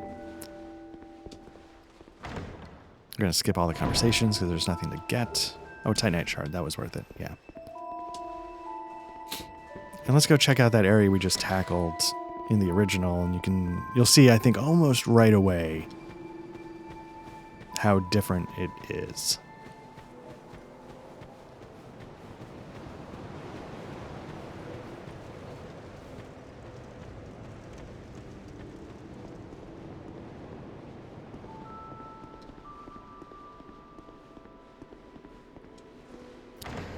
And I think, like, the current,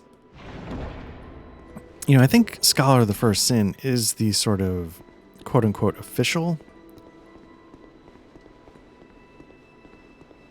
But I don't know what to make of that, because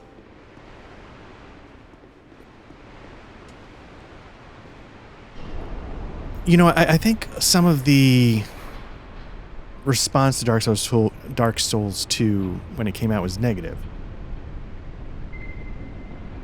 Miyazaki, who, made Demon Souls and the first Dark Souls, I don't believe led this effort. I believe he did sort of step in and do work on Scholar of the First Sin to sort of, and some people I think saw it as a course correction. I don't know what I think about that, though, because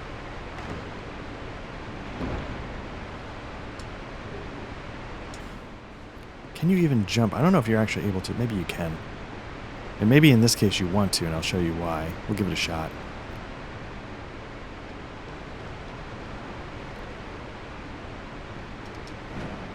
Nope. Okay. So yeah, it sort of implies that, like, the original Dark Souls 2 is messed up, and it had to be solved, had to be fixed. But you can see right away they put one of these ogres here.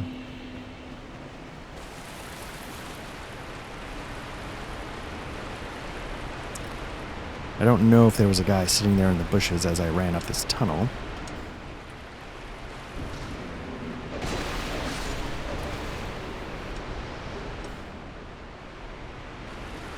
But now just getting to this first bonfire is a challenge.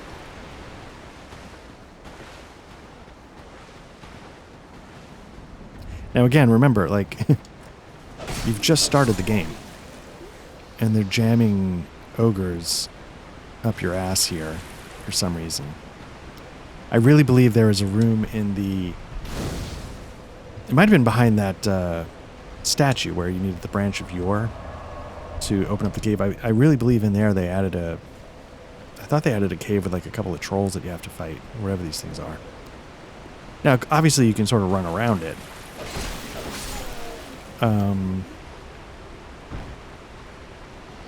But it sort of raises the, like, why is it there?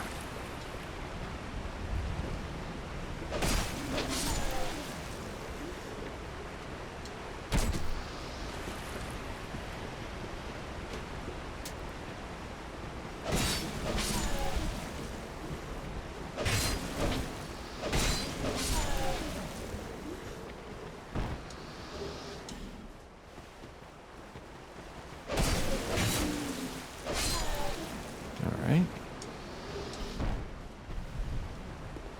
Now, is there still a thing that drops down on you? Or was that because we killed that guy first? Okay, maybe that was it. Alright, so let's go see what might be different upstairs. So you've already seen that there's, yeah, that extra ogre. But yeah, so I don't know which one I prefer. I mean, like I probably said at some point, I did beat this game, but I thought I beat it on the original game. Now you're noticing the White Knight's not there anymore. But there seems to be a lot of... There's nobody standing up, but there's a lot of guys falling.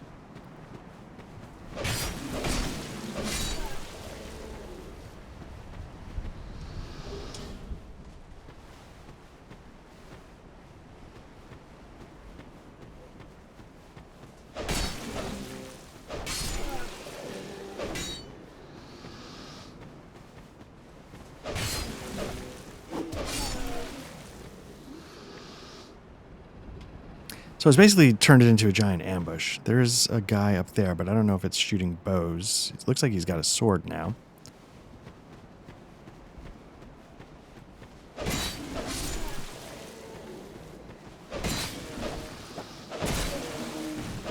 Oh, he's throwing firebombs on you. Okay.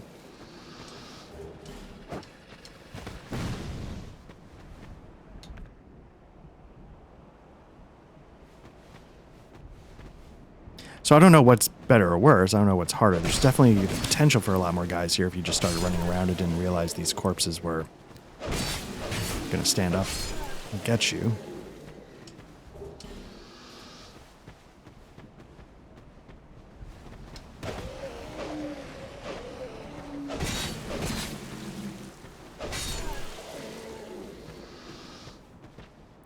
Definitely makes it a lot slower. And I think that's one complaint a lot of people have, is that everything about Dark Souls 2 just feels like it runs at the speed of molasses. Not necessarily the graphics, but just like the pacing. Everything's just like, oh god, alright.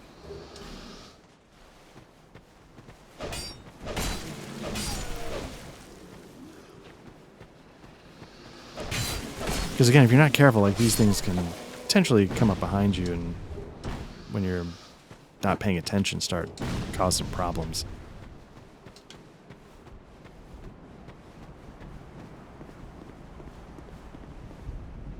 Now you can see that there's actually a guy there. Again, I don't know. Nope, there's a guy that does this. Didn't happen last time.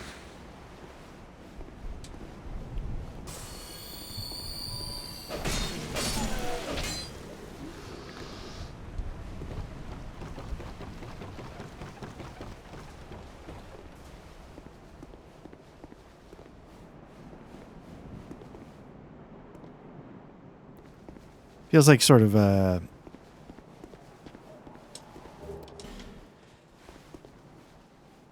like cheap ambushes. Like, oh, you didn't see the guy coming up the stairs. I think in other ones there is like people that sort of attack you through. Nope, don't fall. At least I can plunge attack him.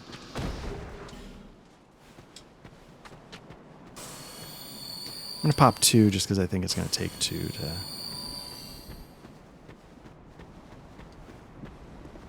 I wonder if I can, let's make this jump now. I don't think I got it. Nope. Crap. I don't even think the thing over there was even worth it, but...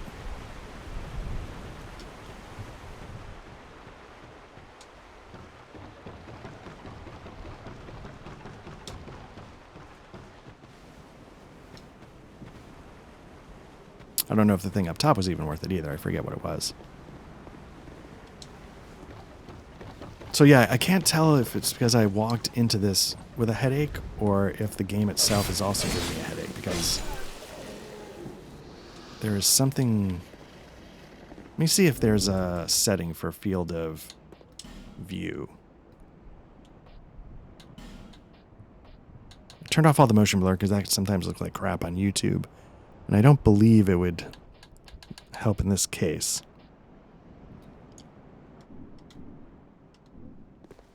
Oh, wait. Nope, wasn't here.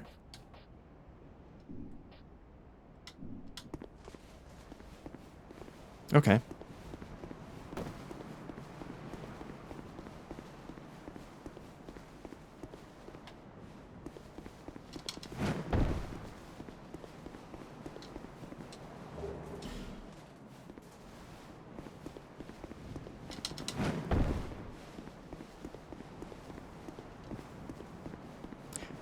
Gotta blow a life gem anyway, so let's, Oh, that was more than I expected.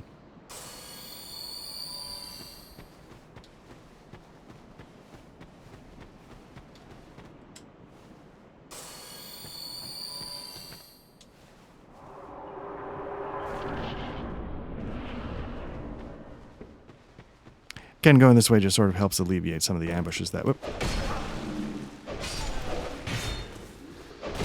I think there's more in here. Or maybe did they aggro from outside? I just don't recall.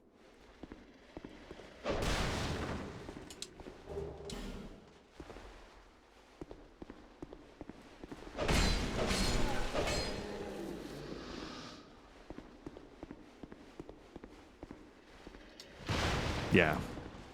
That's new.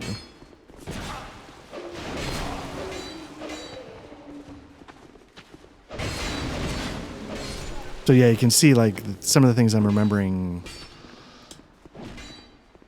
are from the different versions. Like I was expecting an ambush there. And it's because I remembered it from Scholar and not from the original.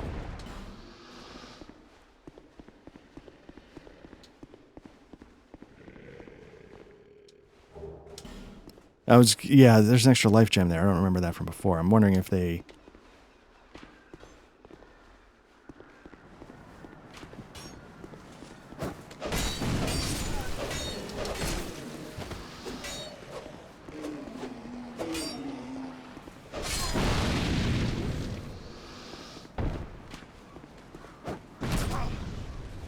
Oh, that got me.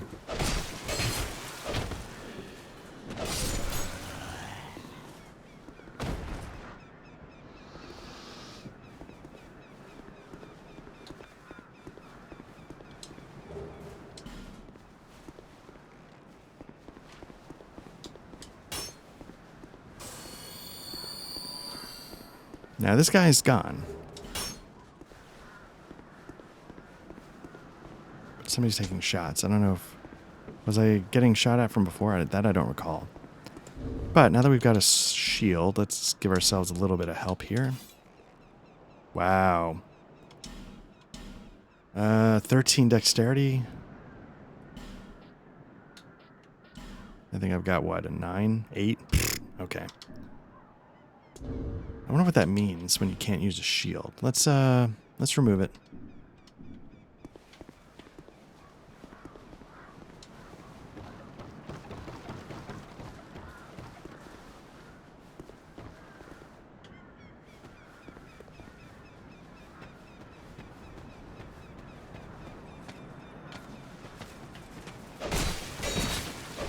Again, can't remember if that was a regular soldier or a firebomb soldier like that one. What I should do is I should get this bonfire going, so if I die stupidly, I don't have to run the whole gauntlet again. Let's go get that key.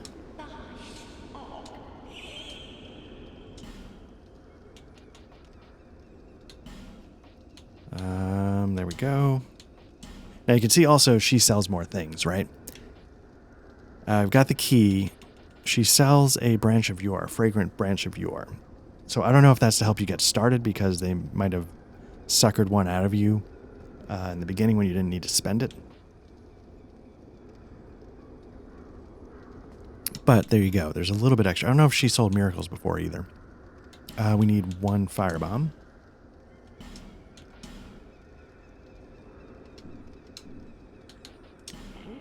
And let's get some dex.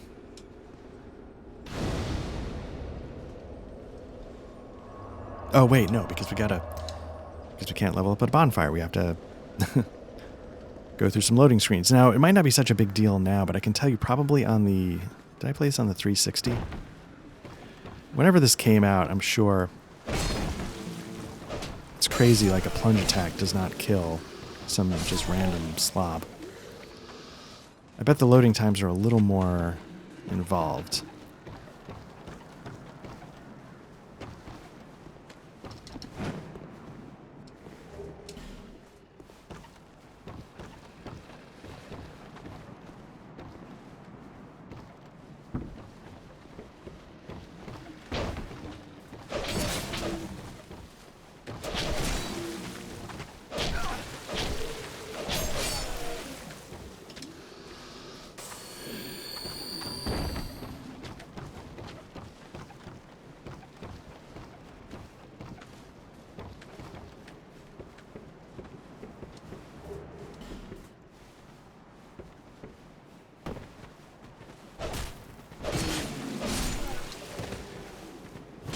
Wow, long windup. All right.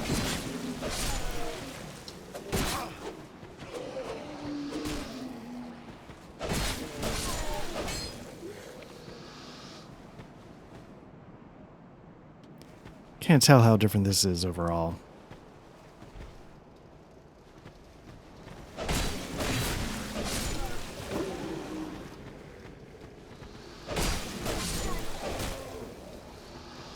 Oh, okay. So that, yeah. It used to be just people. Now it's got one of these creatures here, which is actually kind of a pain in the butt to fight.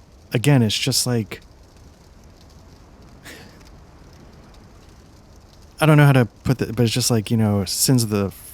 Scholar of the First Sin, the Dick Edition.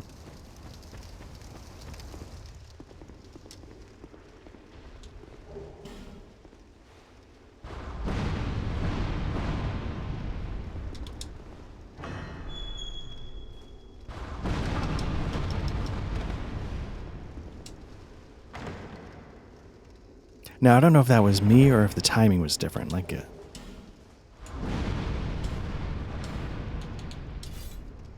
really?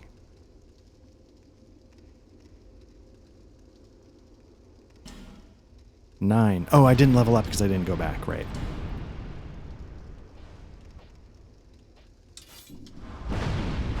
Okay, let's pop a life gem just so we have some health to get out of here.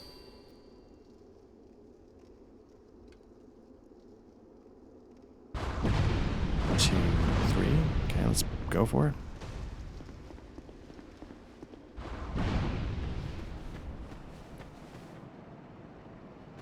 So yeah, these turtle guys are not... Is that another? No. Yeah, they're not impossible, but they will hit hard, especially since I'm not doing anything with a shield. Could have swore I saw... Yeah, let's get that.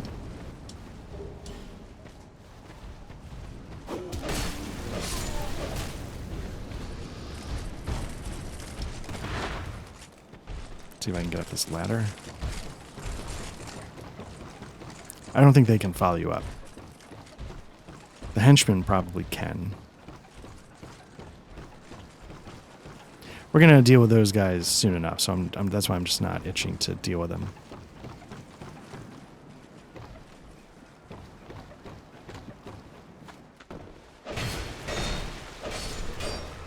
Right, because I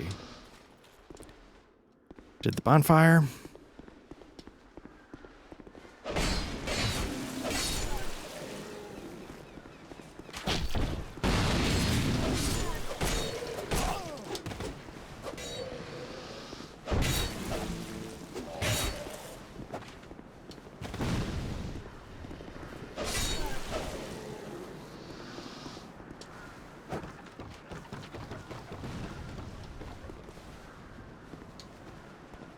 Now, can you get over there?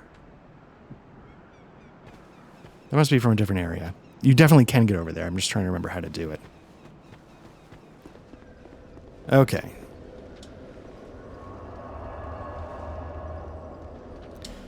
So we're going to head back to Majula, level up, hand off the key, etc., etc.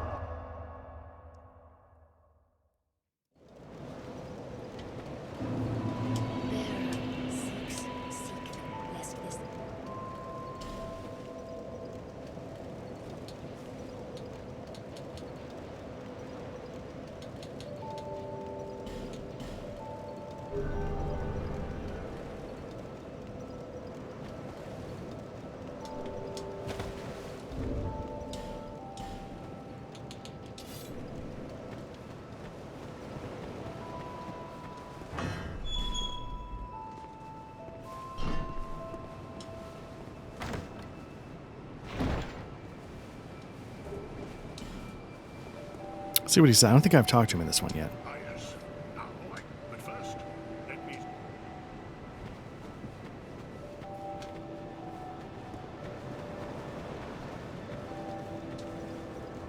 All right, and there we go. That's the next little section, back to back, just as a little comparison. So let me jump back to the other one, and maybe this time I'll go for a longer stretch and see how it goes. I guess I have to stand up. So yeah, I'll be back in 1 sec.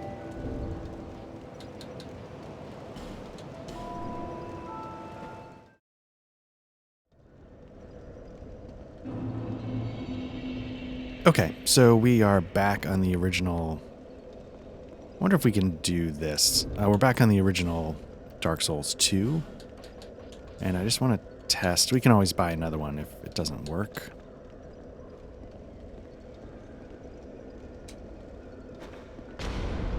Oh well. Maybe there's a way to do it. On the other side, there's a bunch of barrels that explode. It's a way to shortcut. To cheat the shortcut. Let's buy... Hopefully I can buy one more. Yeah, okay. All right. So let's keep making our way. As we saw last time, there were a number of... As we saw last time, there were a number of different... There's some stuff up here that... it's invisible. Maybe having a torch helps.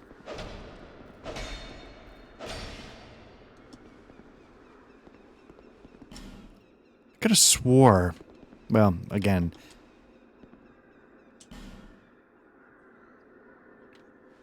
A lot of my memory, conflates the two versions. So maybe there is... But I thought at some point there's a hallway like that. That involves like an invisible enemy. Now... I thought there might have been 2 ways to go, but let's check out. Maybe it's just this way. This way definitely starts taking you toward the boss.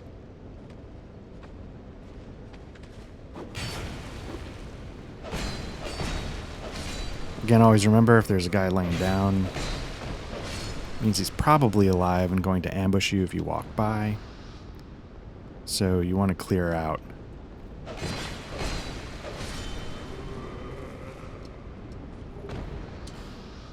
I feel like I have a lot of those souls that I could have used to...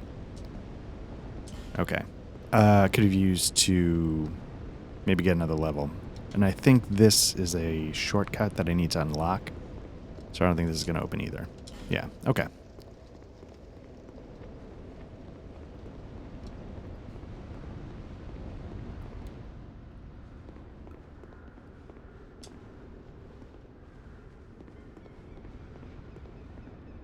Again, you have these like braziers, whatever you pronounce it, that you could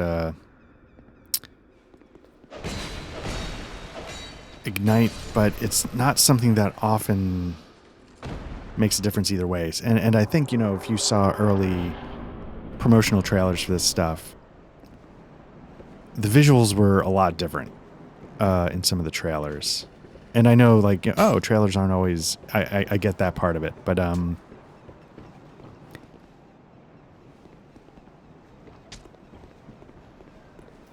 they were markedly different, and I think it sort of conveys the idea that there were different intentions.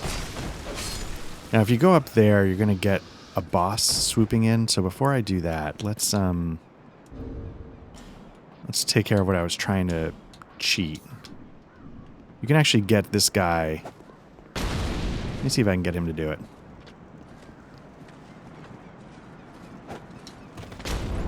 Did it do it? Alright, let me deal with this thing. This isn't going well.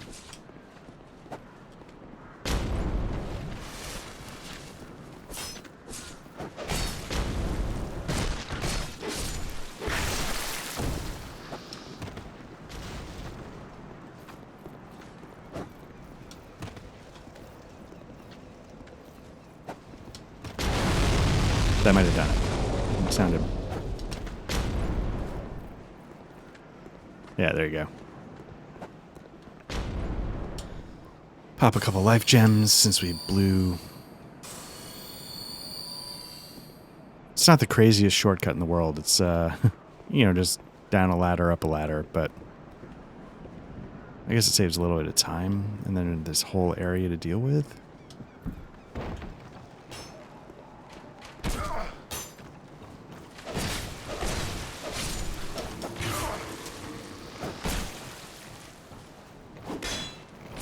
Wow, I'm gonna roll off an edge and die. Oh, nope, I didn't die, though.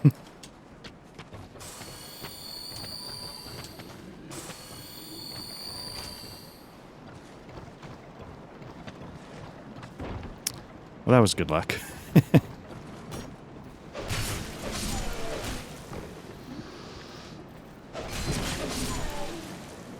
Now, I think you want to go this way because, I mean, obviously you want to explore everything, everywhere. There might be an NPC.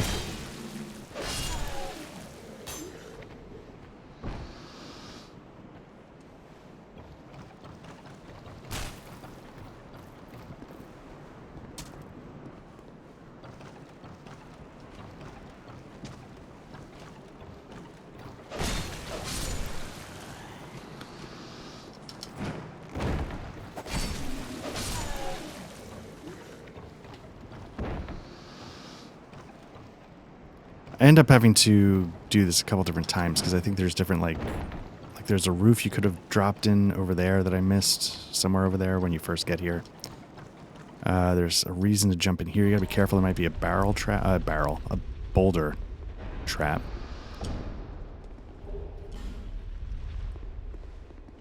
I don't know if it keeps...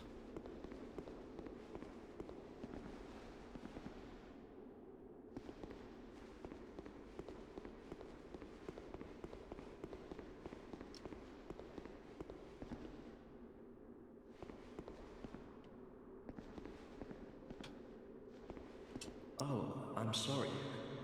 I was just daydreaming, I think. My name is Kale.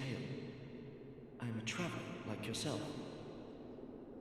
I'm navigating the continent to create a map. All right. Why cartography, you ask? Well, that's a good question. When I first came into this forsaken land, it was... a curse? So you can tell he's already starting to lose. He's starting to go hollow in a sense. How embarrassing. I seem to have lost my focus. But I do know one thing for certain. I have always been very fond of maps. I came to this land some time ago. Drangleic, the Lost Kingdom. It sounded so romantic. Have you seen Majula? Oh, there's a rather spacious mansion in it. I made it my temporary home. Well, as something of a squatter, I'm afraid. So I'm curious what people think. You know, if you can't do good lip syncing, is it better to sort of just, let them not lip sync at all? And, I can suspend disbelief. Inside the mansion, I found a strange map, like none I'd ever seen. I believe that it's a map of Drangleic. Now I'm traveling the land to prove it. Yes, that's it. That's why I came to the kingdom. Wait, no, that wasn't it. Then what? I don't seem to recall. Were you looking for that map? Wonderful. Then you're fascinated by maps, just like me. Shame on you. You should have told me before. Here, take this. A key to the mansion. Nice. What a joy to meet a kindred spirit out here. Incredible, really, isn't it? Such a map to be chiseled in stone. Oh, but one thing. I would not venture deep into the mansion. Now, I can't be certain, but I've heard disturbing noises. Something about it feels wrong. Just be careful, please. I'll be back in Majula soon. Just gonna burn through his dialogue, make sure we got everything. Perhaps we will meet again. That seems like the kind of thing that'd be it, yeah. So, I know when I was playing the first Dark Souls, I talked, like, could you see the hollowing as a metaphor for, dementia, that kind of thing that, happens in real life. I don't know if there's actually any intentionality there, but, sometimes, when you hear it or see it, or I don't know, there seems like there's some parallels that could be drawn. But what do I know?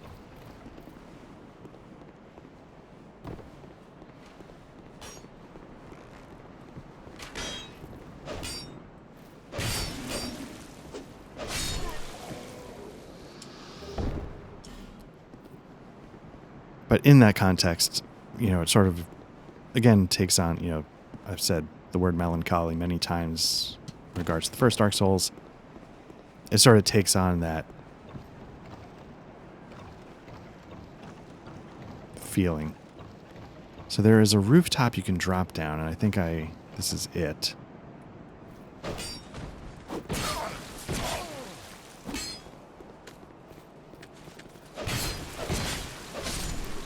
Did not get the plunge attack.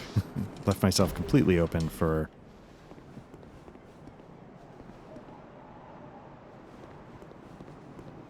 his counter, so. Alright, so I think we are done on this part.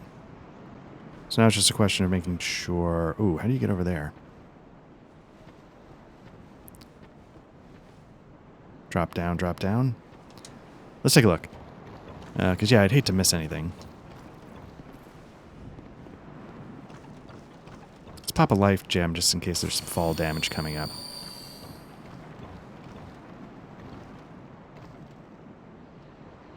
Or was it dropping down? No, I can't drop down from there.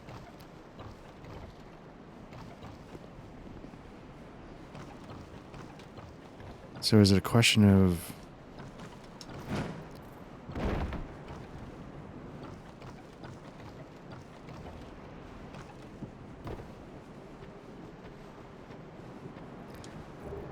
Now, is this a shortcut, or you just get to the... Oh, yeah. See, there's some of the turtle guys we saw in the...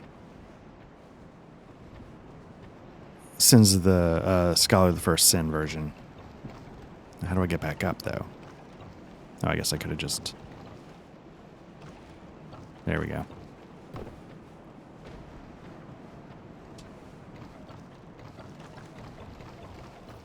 So the trick with those turtle guys is... And maybe it's just... I don't do a ton of damage against them, and I find them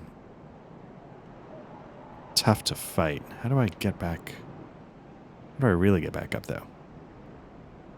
That's going to take me to that roof, and then that can take me over to that. Okay.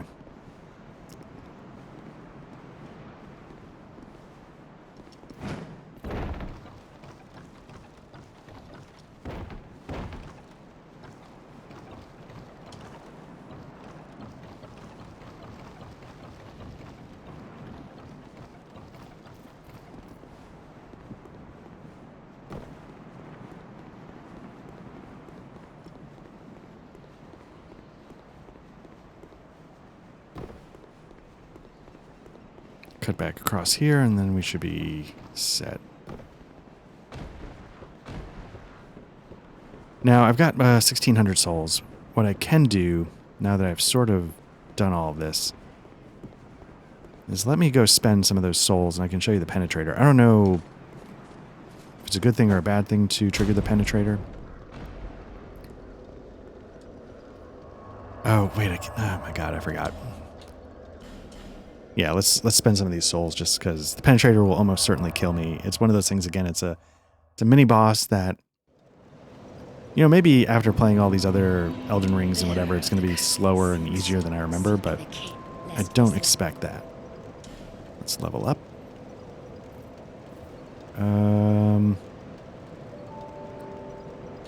Vitality's really bad, so is endurance. Let's get some more vitality going.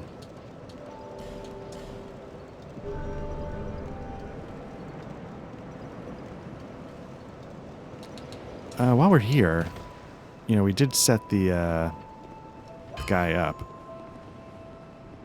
You, stand back. This is dangerous work. I know we picked up a Titanite shard, but I don't know if we're going to have what we need to level this up. Simple blacksmith. The flame sword. And you are? Another useless traveler. A man ought to labor with his feet planted firmly in the earth. Not roam around like you flirtatious vagabonds. Oh, what does it matter?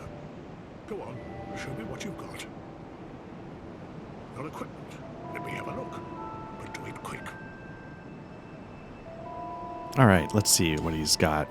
He's got long swords, broadsword, falchion, estoc, rapier. Heard rapiers are really good in this game. Battle axe, mace. Maces, I think, are pretty good in this game. I think blunt and lightning are good things. Repair powder you need because the repair in this is ridiculous. Let's see if we can reinforce anything.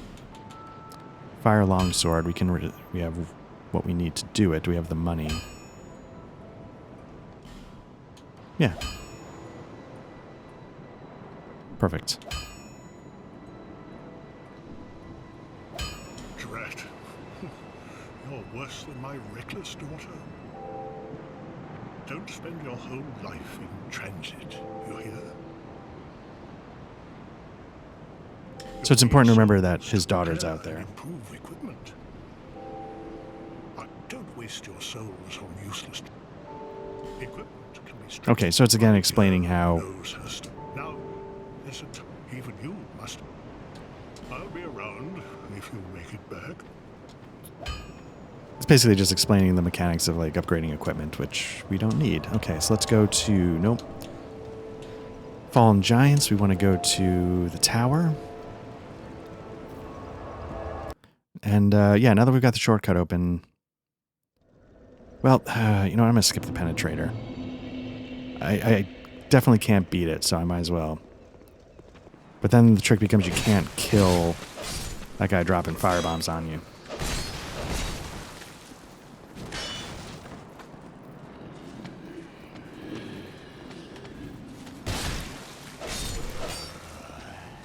So you just gotta be aware of the fact that there could be firebombs falling on your head.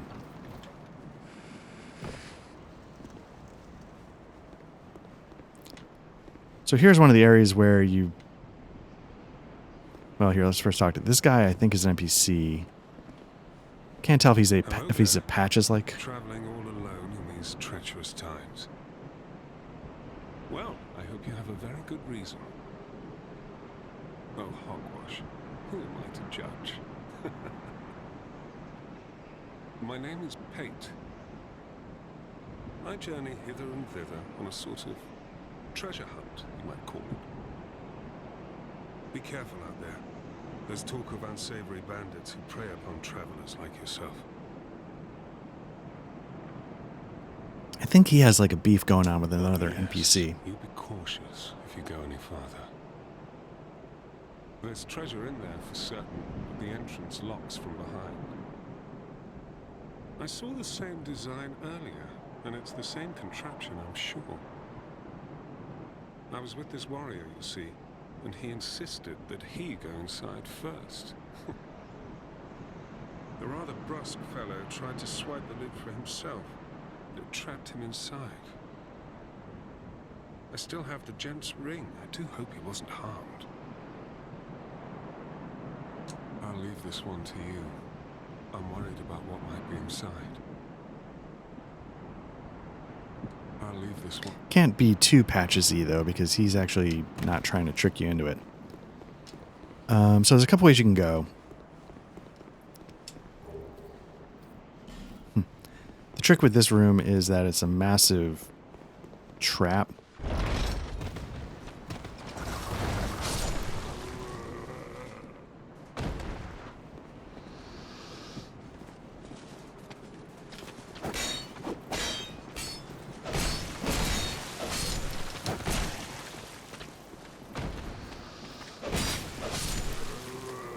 Again, the only thing this game really has going for it is...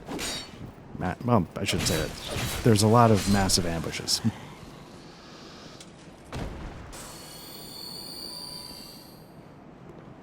That I think Scholar of the First Sin just amplifies. Now you can use these, and it is in fact one way to kill the penetrator in a more easy fashion, if you're good enough to do it. I have never successfully done it, but we can give it a shot. Great soul arrow, that's not bad. Blue wooden shield, I wonder what's going on with that. Okay, it's got better magic resistance, but less physical. So I'm going to stick with my current shield to maximize the most.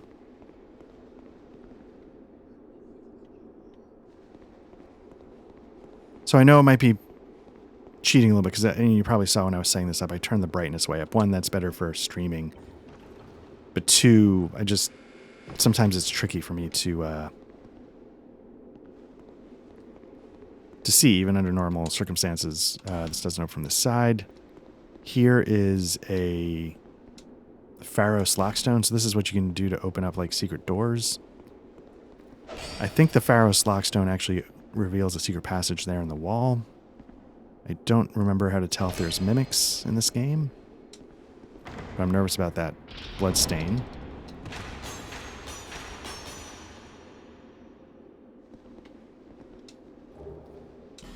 I actually kind of like trap chests kind of more than just dropping a mimic on you.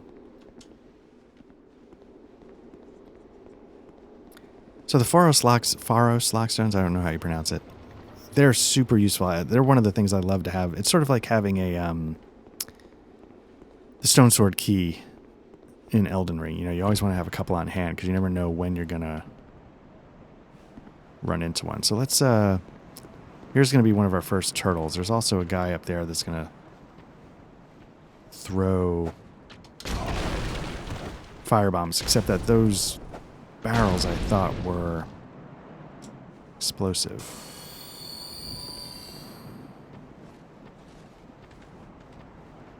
Again, if you see somebody on the ground, make sure you kill them.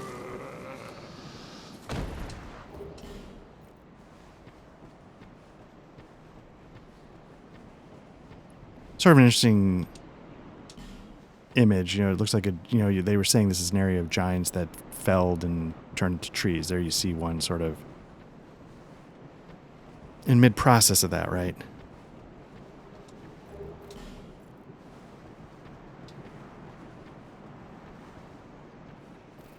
Now, I think I have to be careful having a flame sword, that if I swing at those barrels, they might explode. If they're explosive barrels. So I got to make sure I don't trigger that. I know at some point we want to... Well, let's go up now just to make sure we don't miss it. Because I think at some point we want to go the other way.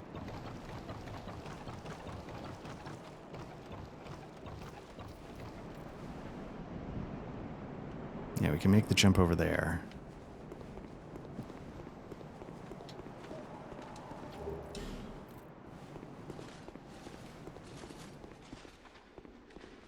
Is this the hallway with the invisible?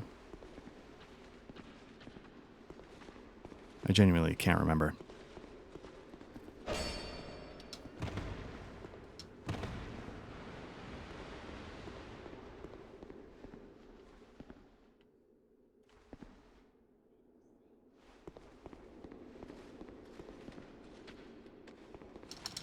Nope, missed that.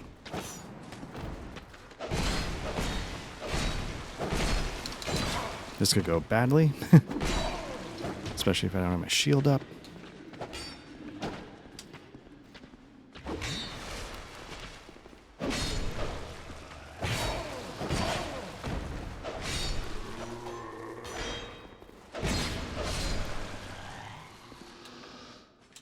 Wonder if this has the thing. Let me see.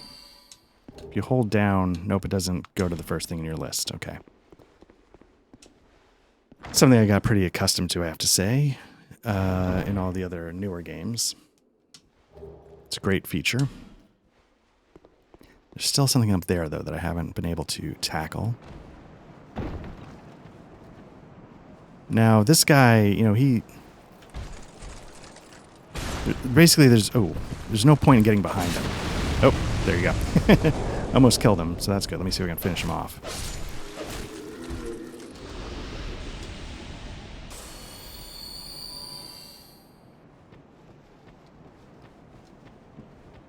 Let me try that jump one more time, and then I'll move on. Or was there something else over here? I don't think I missed something over here, did I? Oh, there was. There was going that way on the passage.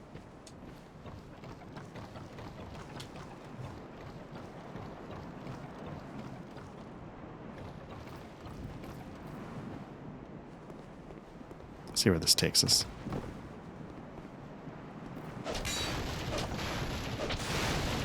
And I don't know if you're looking, but you can see the durability on my flame sword is really shot.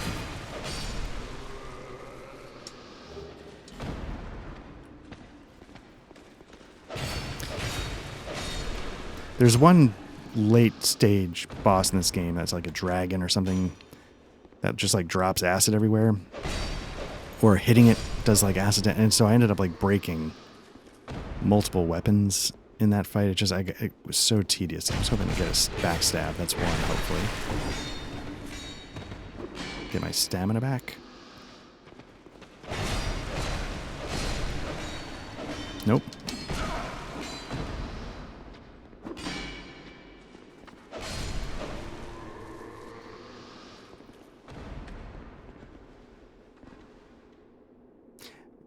Taking this from the other direction, I think, is a lot trickier.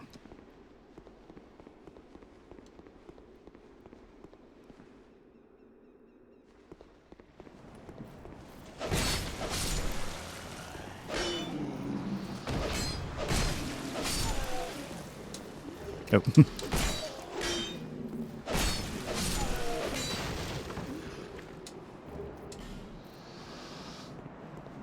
But where am I? Oh, okay. Right. So this is, yes. This is the trap. If you come in here, gate's closed, you get ambushed, and it becomes this sort of gauntlet that you have to clear. Coming at it from the other direction is not a big deal.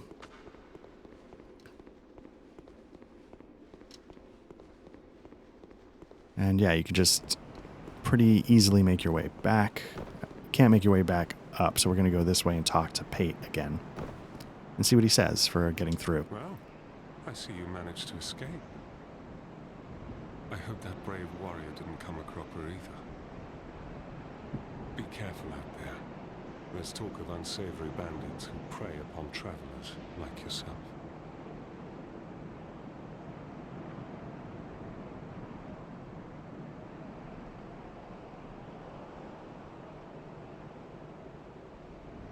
Oh, but you should take this. Okay, so that's going to let us... It allows undead to call out for help to one another across the fissures between worlds. With luck, somebody will lend you a hand. Well, I hope that brave... So I wonder, like, do I have to put down a sign to ask for help? I'm a little thrown by that.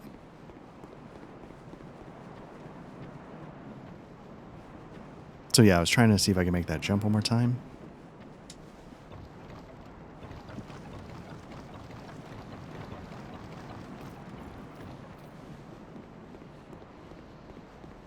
I remember struggling with it before.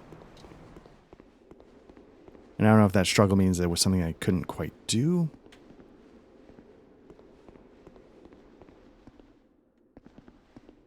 I just don't know how else you would get there. Nope. That's fine. Let's pop a life gem and keep going.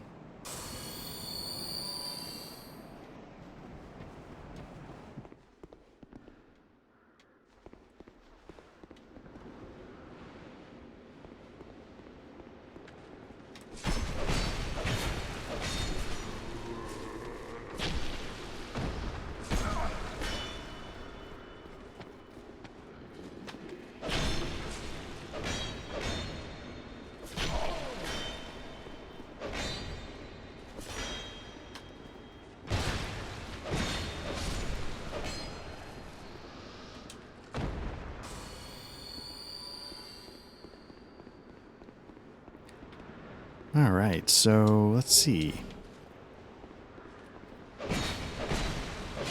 Again, I completely missed the fact there was a dead body there. Is this guy a dead body that I didn't? No. Now, I remember, I think in Scholar of the First Sin, I tend to just, I gotta be careful with my sword.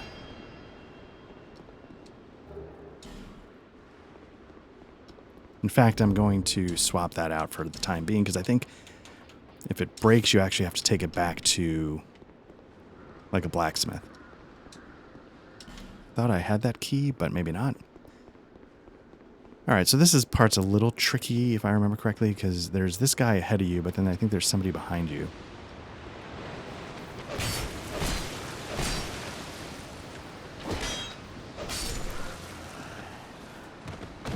Might get a halberd here.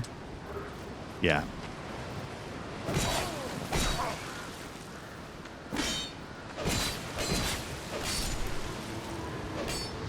Yeah, so I think that guy dropped off of that platform.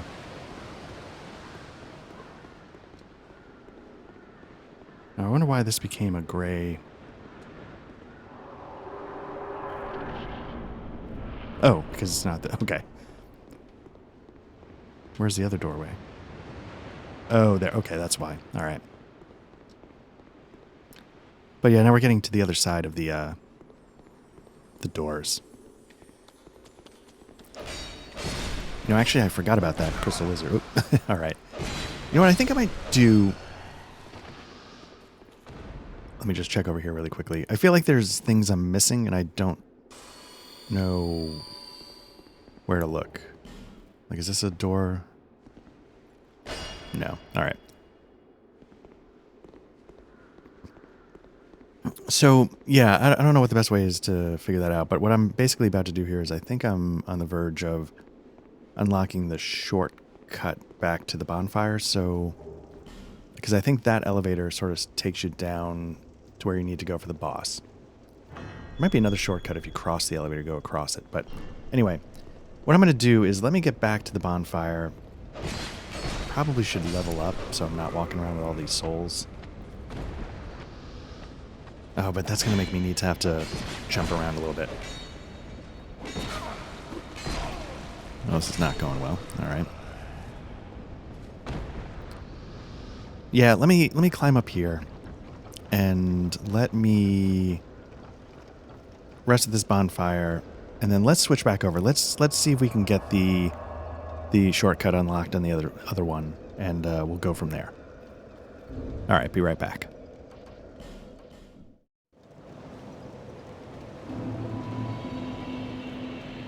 All right, so here we are back in the Scholar of the First Sin bonfire run. Let's get the shortcut to the boss unlocked here, just so some of the things that we saw in the last one are still a little fresh in our mind.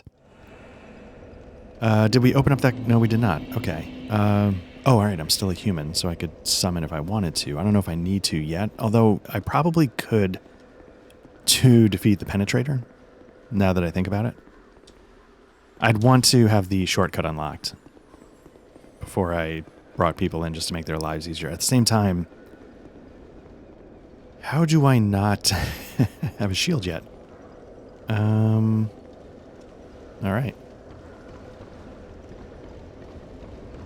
I do have the fire sword in here. This might go very poorly because, again, I'm so used to... Should I just be going for it? Since I don't have a shield. Blowing through. Stamina?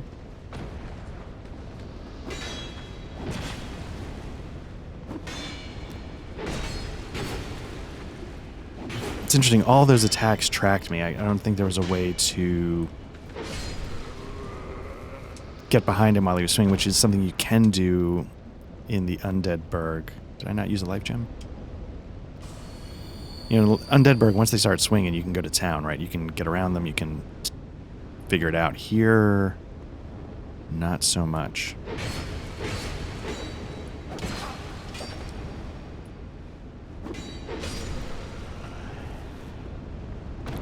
So again, I clear this guy just to make sure nobody comes up behind me when I'm not expecting it. So far, basically the same.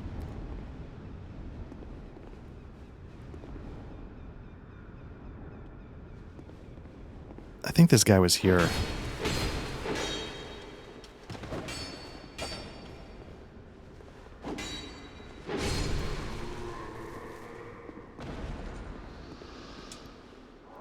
And in the end, like, you know, my intention, like I said, is not to play this game twice all the way through to completion because I remember not enjoying it that much, but maybe I'll enjoy it more than I remember and do other parts. But okay, here you see our first difference. We've still got the guy with the fire bombs, but now instead of a soldier, we have one of these heavily armored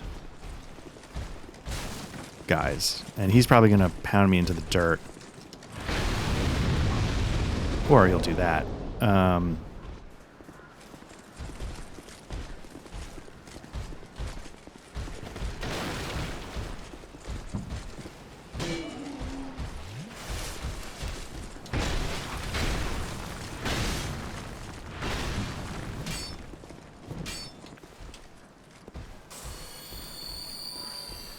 Because I don't have a shield. But he's very tricky. You can get behind him if you want. There's not much point, though, because I think he can sort of fall back on you. But yeah, right away you see they've replaced a soldier with a tougher enemy. That's on me. Let's pop a life gem and see if we can get this guy to unlock the shortcut for us. Did I just break the barrels?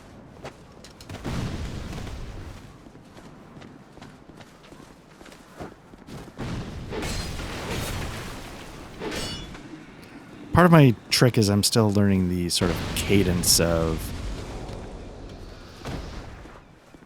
swinging with the stamina management. It's other games, you're able to get like a third swing without too much consequence. What I'm going to do is I'm going to, because I think I'm running out of barrels here, I'm just going to throw my own firebomb and open this stuff up. There we go. I'm even tempted... Well, let's see what happens.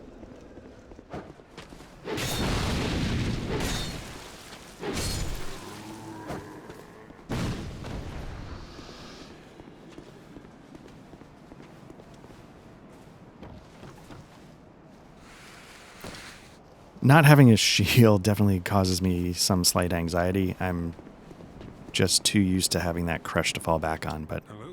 Again, we're going to skip all this because we've already done it. But yeah, so what I was saying is, like, my intention is not to play this game through its entirety. What I might do is I might go through some of the beginning sections of each sort of path.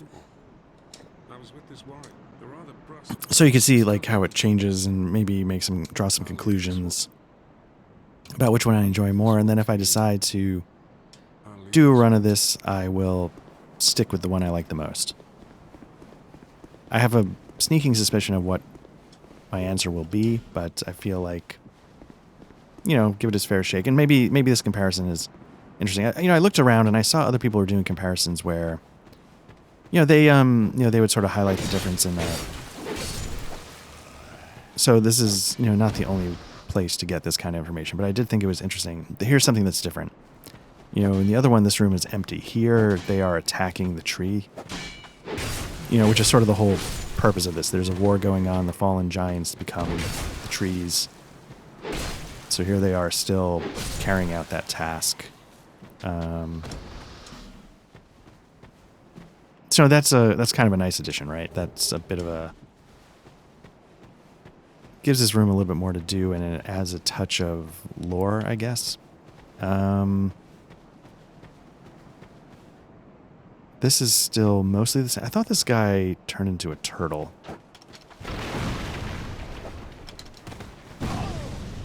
For some reason I thought there was a turtle there, but I don't know what they're actually called. I call them turtles.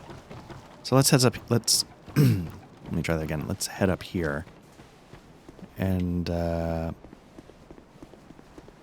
not going to go this way quite yet. We're going to do this other path, which again allows us to sneak attack the entire gauntlet of the trap.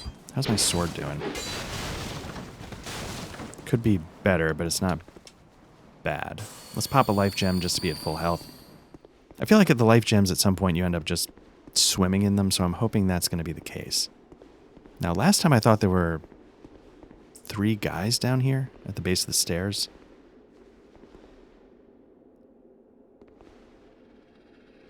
Looks like they might front load them a little differently.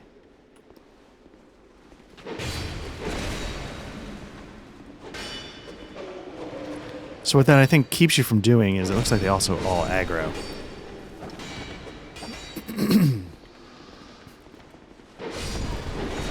Which might make it more of a, you know,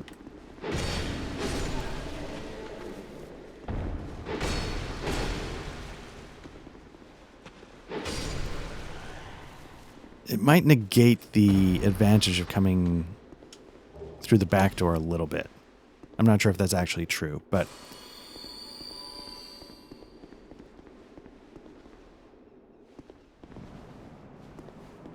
maybe it's not true. It felt a little different because I felt like I was dealing with a bigger crowd. I don't know if I can actually open.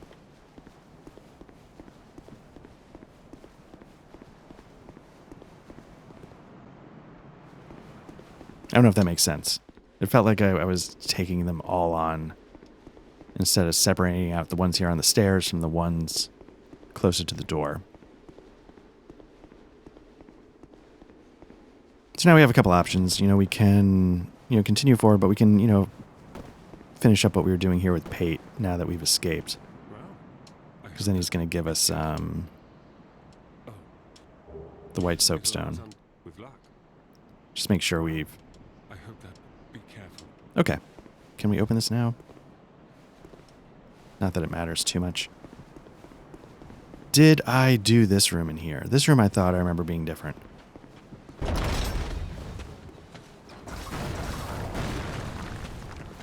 Now that guy didn't take any damage from getting hit by the kata, whatever they are.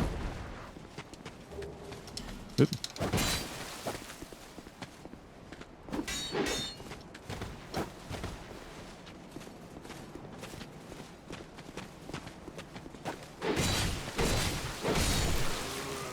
Alright. Could have been worse. Ooh, walked right into that.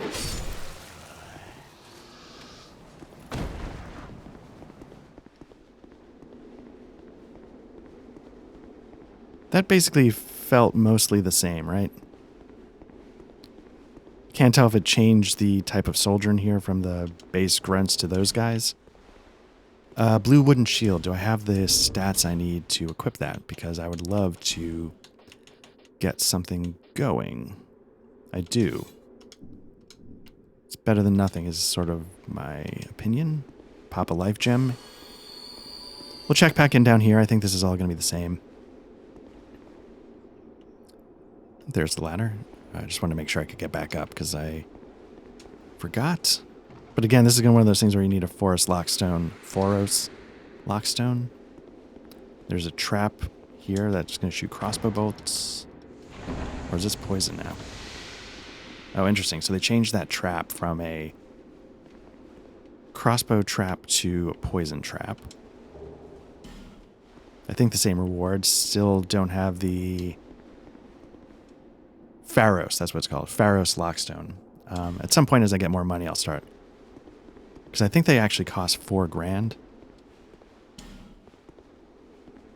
So I'm not that far from buying one from the... But at this point, I'd rather have levels. Unless... I probably should just check in on what that equipment is. Because again, I know there's a lot of things that I'm missing at the moment. There's like items I remember not being able to see. I'm going to come across the top again. Sorry, there's equipment that I saw that I didn't know how to get to. On the vanilla run, there's some locked doors through that passageway. I need to figure out where those keys are. So we'll see how it goes. So, okay, here you have this brazier lit. And you can see that somebody's throwing a shadow, right? This is what I was remembering. I don't know if anything happened. Oh, another smooth and silky stone. We can return to things betwixt. If I were smart, I would probably clear this with some crossbows first before. Oop. Oh, look at that. I didn't know I could get kind of knocked down like that.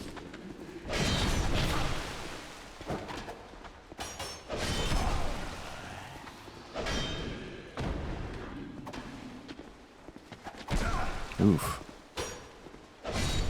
He's doing like some rapier moves with that sword, but it doesn't look like a rapier type weapon. Let's pop a life gem. Still haven't been able to make that jump across the top. I feel like a jump is how it's done, but just not having any luck with it.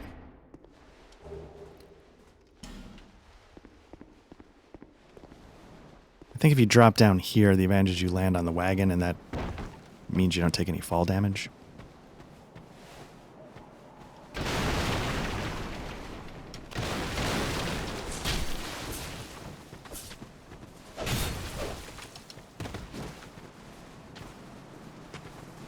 Is there another guy just standing there?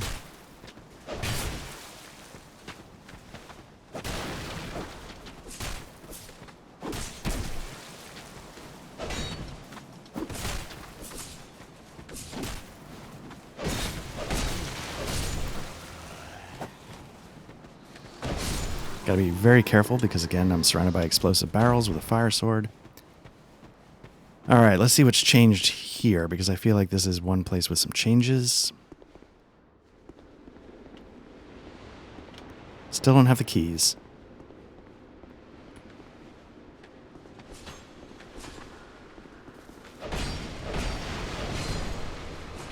Okay, it looks like they bounce pretty hard off the shield. So I should be using that opening.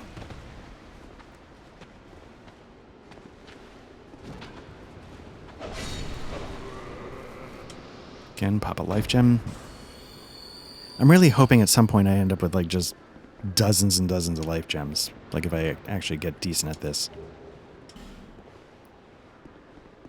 I don't remember them being something that was in short supply. Like I always felt like I was good enough to go. Now I thought there used to be an enemy at the top of that. This enemy now is one of these creatures, not a typical soldier.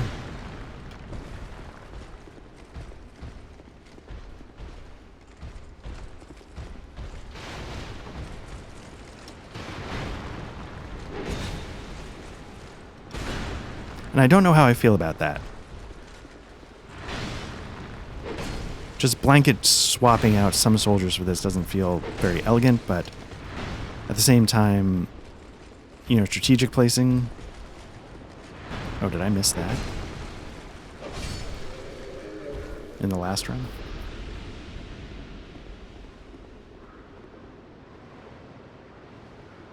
Maybe not. Okay.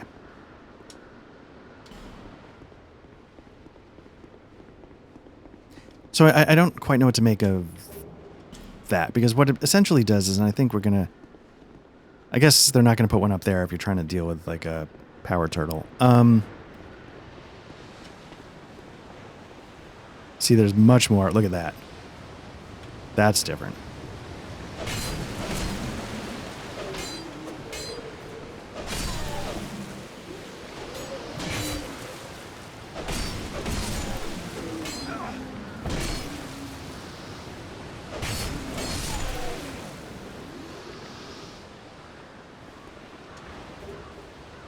Still get the halberd. It's not just one guy from behind now. Now it's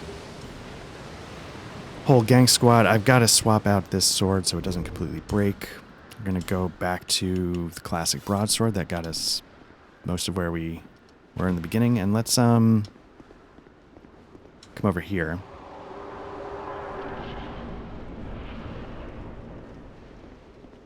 So again, we're at the point where we can start like unlocking shortcuts. Did we come in? And here, this one I think was a crystal lizard, right? And then this was like a boarded up door, right? Okay.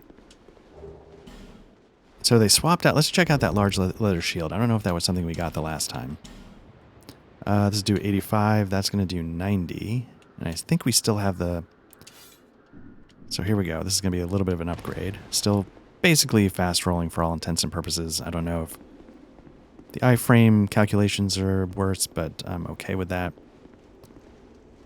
Let me just try something really quickly. I'm going to unlock...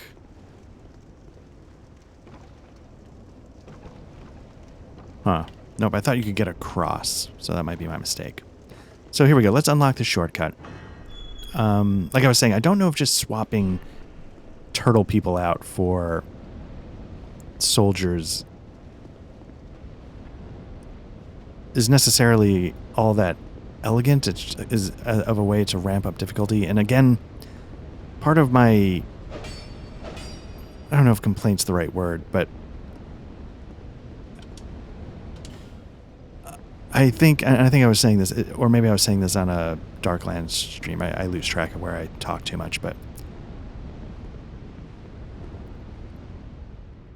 sometimes it feels like the changes were made as a reaction instead of, for better or worse, the well-crafted choices that were made in the original design development. Let me just see something really quickly.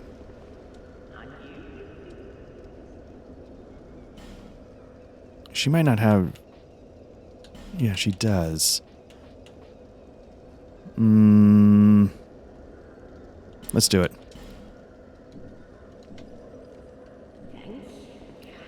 Now I just remember how to get to where I'm going. I think it was nearer to the shortcut. So let's just backtrack real quick.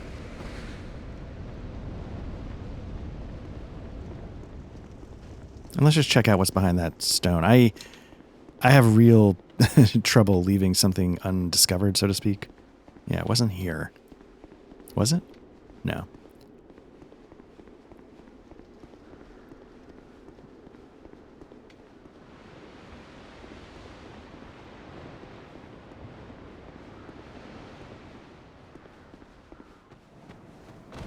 Was it here, though?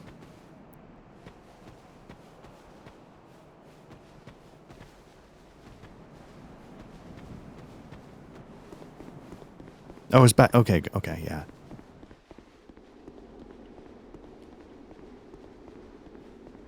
Let's just see what it is. We'll see also how a Pharos lockstone works.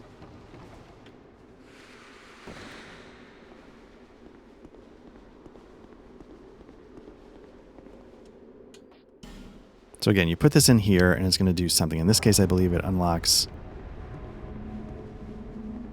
this. And then you can go...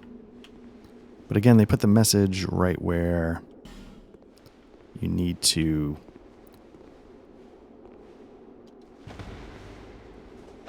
Oh, there we go. Okay.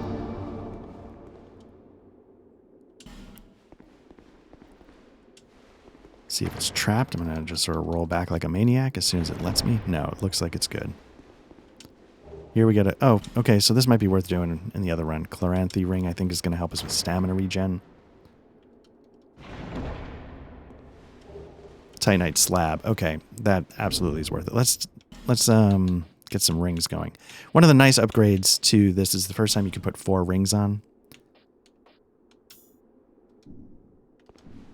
And the Chloranthy ring's a very good one to have. If you're not going to get a ring of favor and protection going, you might as well boost up that stamina. I'm still not sure how to unlock that door, but that's okay. So that probably cost us a couple of levels, but I feel like the Chloranthy ring is definitely worth it. And now I'm kind of wondering if the merchant sells that Pharos lockstone in the vanilla version, because if so, I need to go get it. So yeah, we're going to come over here. And we're going to make our way back to the shortcut. And we'll quickly jump over to vanilla. And I don't know if the right move is to mop up stuff or to just take on the boss. But yeah, let me rest here and we'll switch over.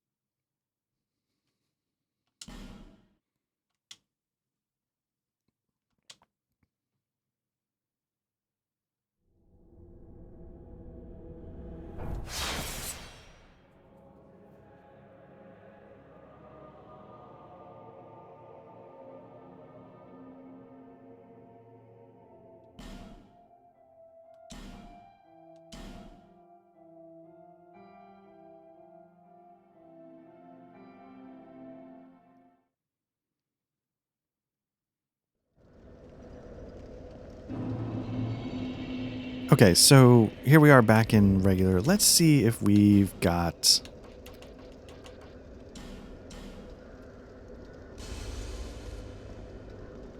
Okay, so that's going to get us, hopefully, let's see if this gets us what we need for...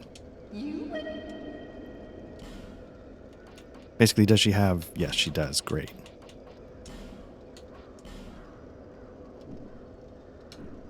Alright, so now let's figure out how to go get that ring. Oh, and the Titanite slab. That's just as important.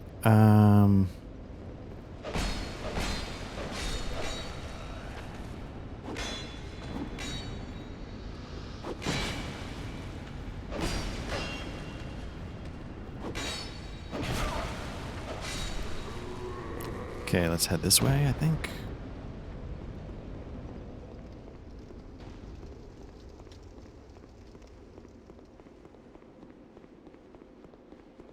I don't actually know if this is the fastest way, especially given these two guys right here.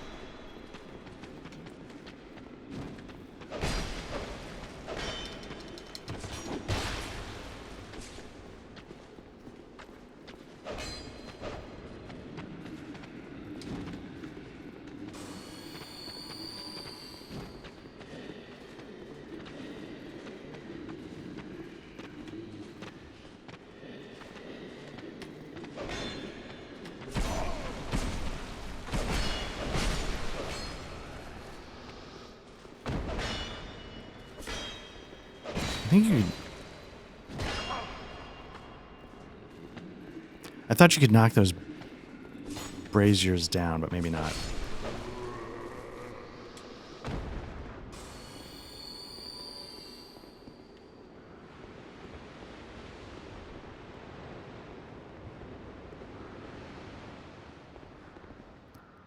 Yeah, this is vanilla. It's interesting. Oh, this is where the turtle guy was. I thought it was, interesting. So they put the turtle guy here.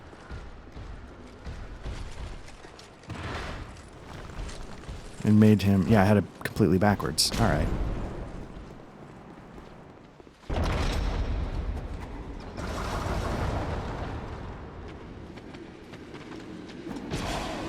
This could get really ugly.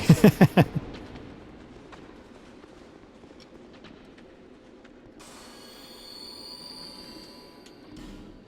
might homeward bone out of this because I'm not really trying to be a hero, so to speak.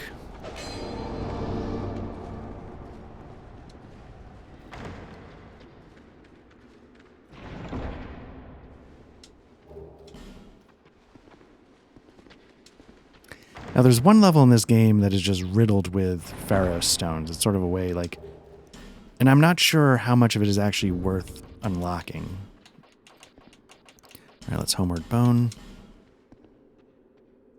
And, yeah, let's use those souls. Let's level up as we can. And then let's see if we can take on the boss. And I think that will mostly cover what we need to do in... Forest of the Fallen Giants.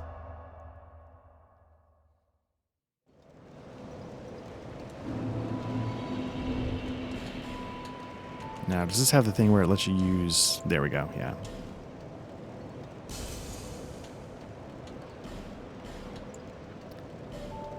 The original Dark Souls, I think you had to... There was no... Whoops. There was no use a bunch at the same time.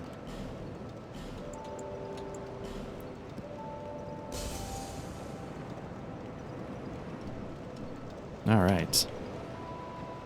Bearer of the seek the lest this land.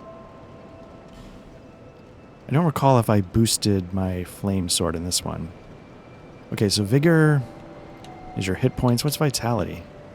Equipment load and a little bit of hit points. Endurance is stamina. Okay.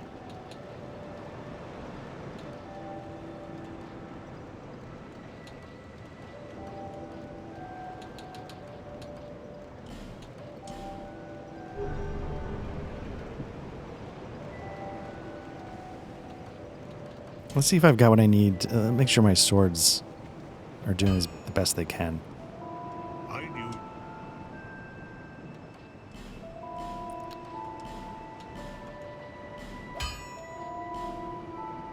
Cool. All right.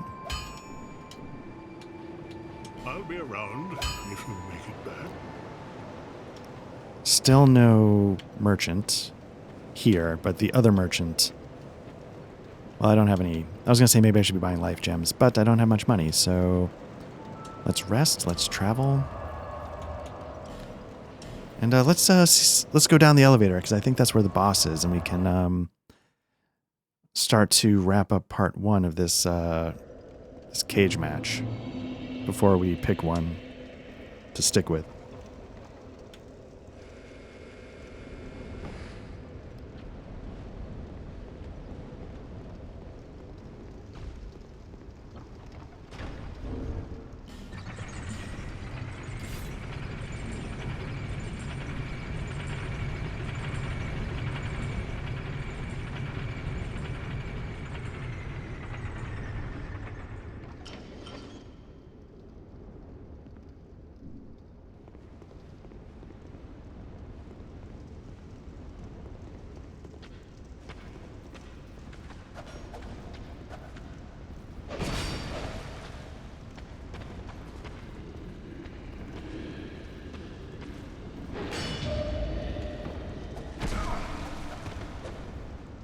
Oh, interesting. That was a parry of sorts.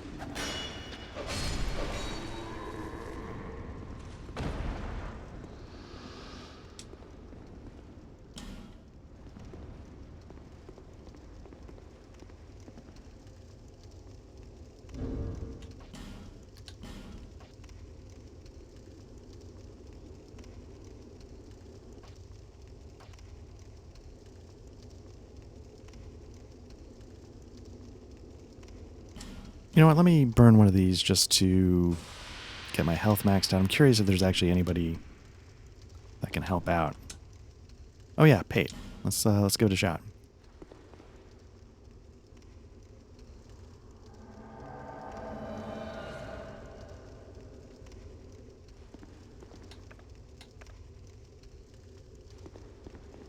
And here we go. I think the first area boss.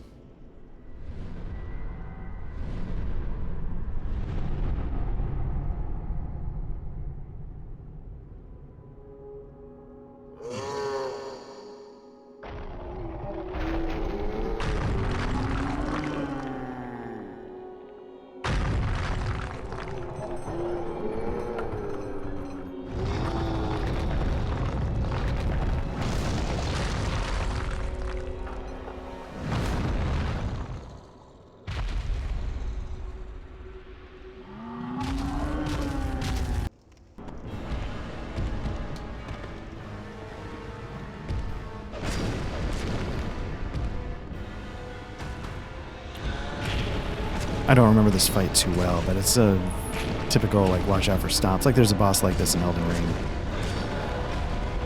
I think it's susceptible to fire, so that flame sword's a good weapon to try out here. Oops. Screwed that up.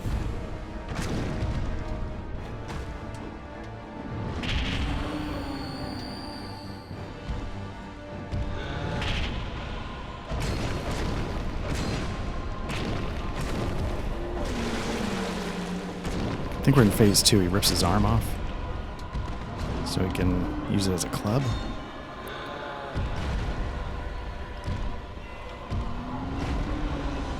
Oh, that was terrible. Let's get out of there and est us up.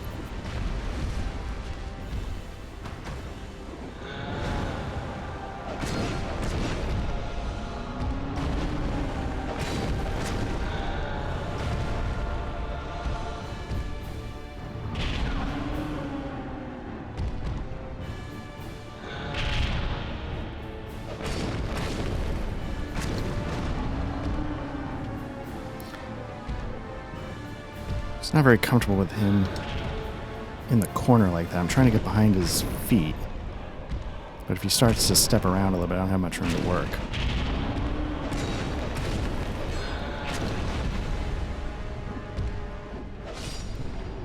Did I do it? Okay, I didn't know if that landed.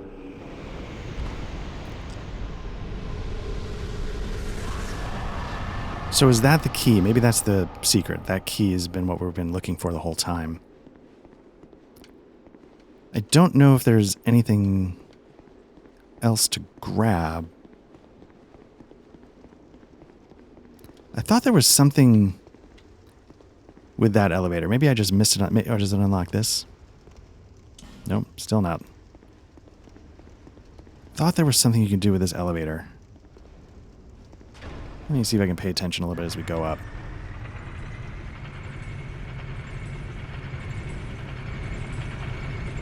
Yeah, could you have gotten...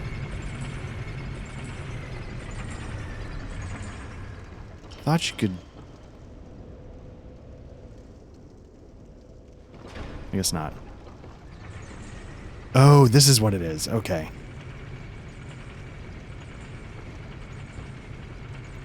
This isn't what I should be doing with 8,000 souls in the bank, but...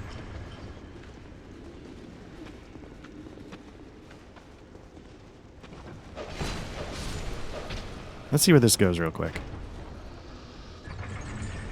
So, like, you can go in here and there's a bunch of those fireworms that shoot the exploding things that sort of were protecting the fire sword.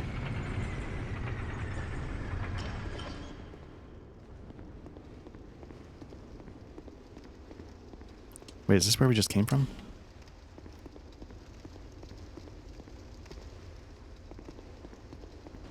Maybe this other one?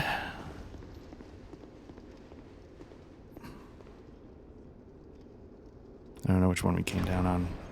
Does this one have a way to...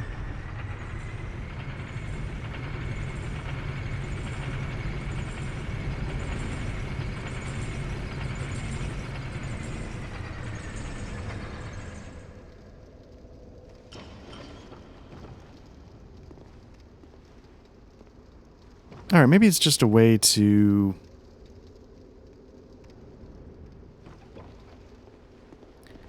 have the elevator go up and down without needing a lever to pull, so you don't have to wait for it. Maybe it's trying to be like a quality of life improvement.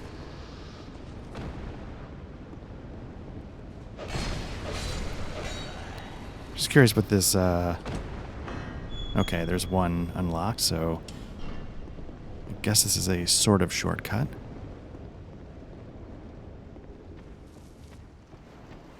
Oh, no, this is a new area, right, okay. We don't have the symbol of the king.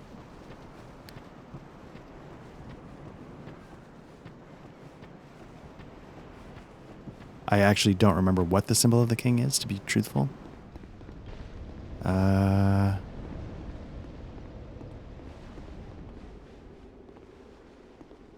Here's the other side. Okay.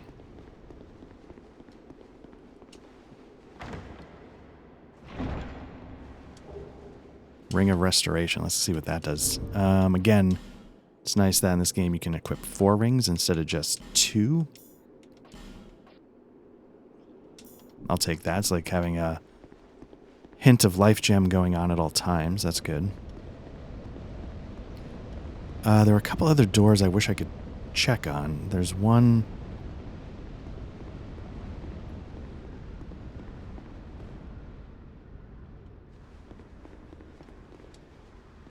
There we go.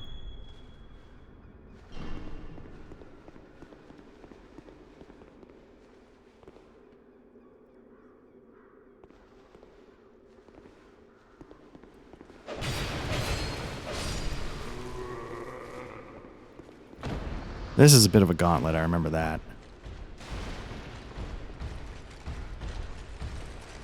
So, again, making you deal with 2 of these at the same time is just a... And these guys just don't quit. Can I just go by these?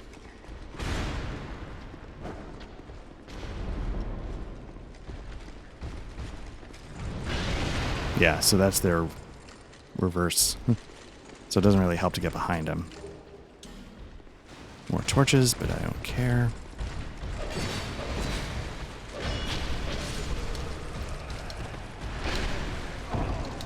This is a bad... This is bad.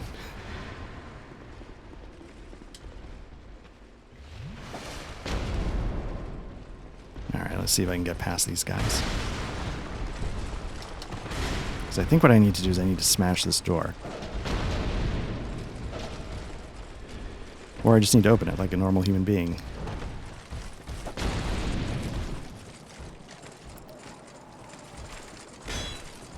So yeah, here's the other great... Oh, this is so stupid.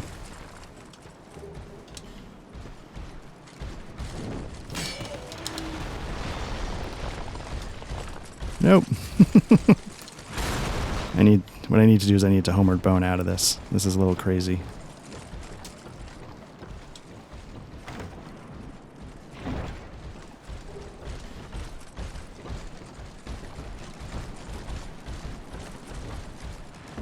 Although I think, if I were better about this, you can get the claymore here somewhere. Nope.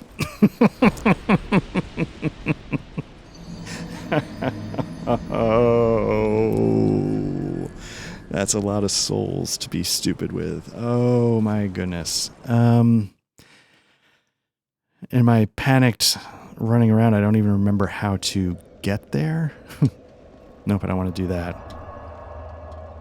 Okay, let's see if we can get those souls back and homeward bone out of there.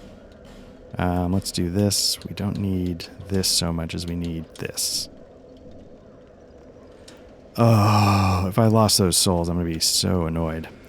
It's my own fault, but that doesn't change the level of irritation I will be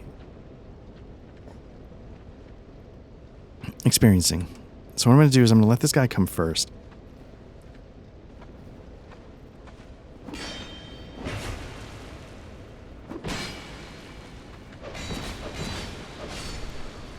Then I'll deal with this guy.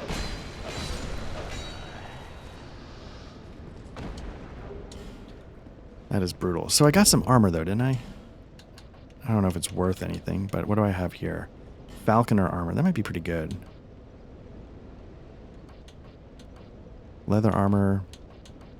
Imported tunic. Yeah, I'll stick with the Falconer armor, but I don't have a helmet. Hunter's hat's got some flair going on. That's heavy.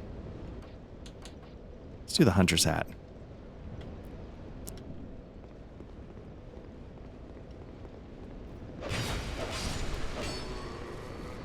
So I think like the Claymore or the Bastard Sword is in that area that I was just running around in. But I have to remember how to get there. Right, because now I'm on the other side, but what did I do before? This is just showing the symbol of the king, which we don't have, so that's not it.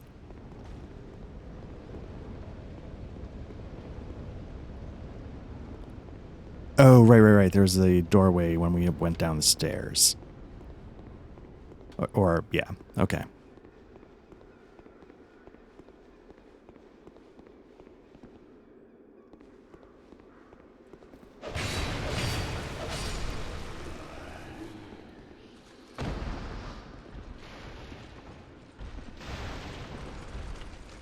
Can they fit through the door? Yes, okay.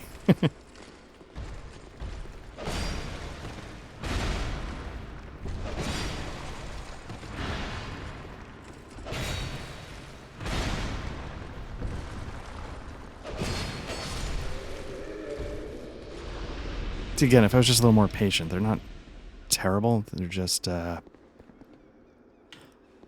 irritating.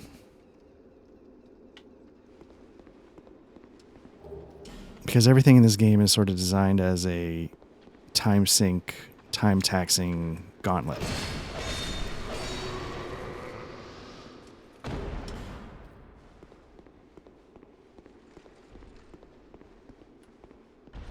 So yeah, don't try and get behind these guys. You just have to, you know, just stay in front and be patient.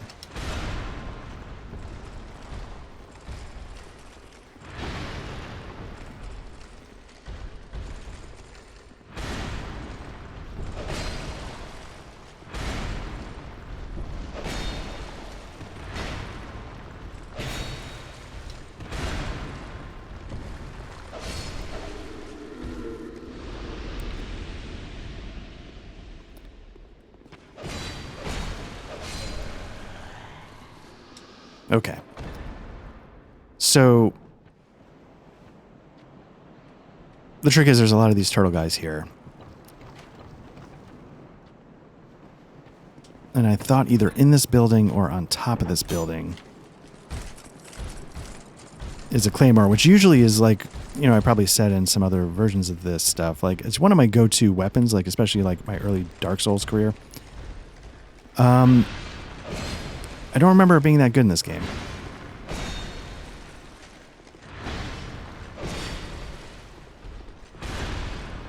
I think that has a little AoE to it, so you got to be careful with that overhead slam.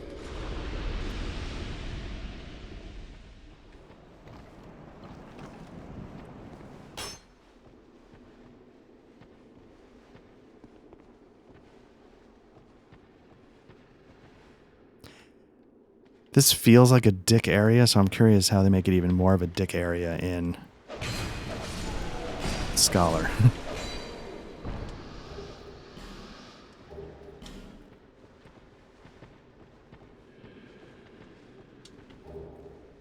Bastard sword. Okay, there we go. That's what I was looking for.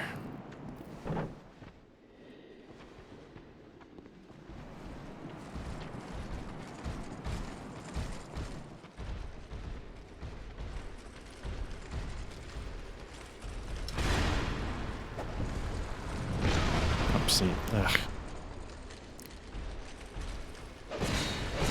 Now the advantage is at least they're slow to get up when they do that.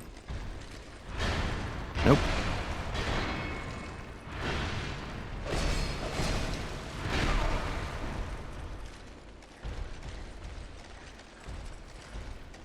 I have to be super careful because I don't have the souls.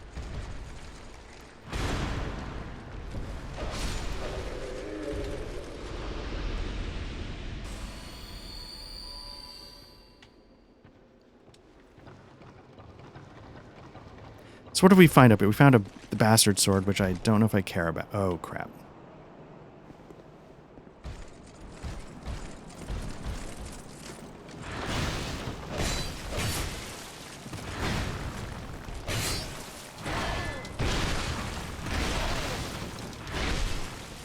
That might be it. I just lost 8,000 souls. It's interesting it popped me over the wall. It didn't knock me into it.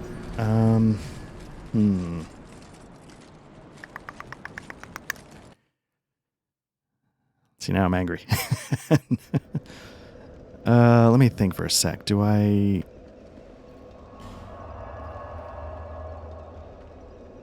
Nope. Let me give it one more shot.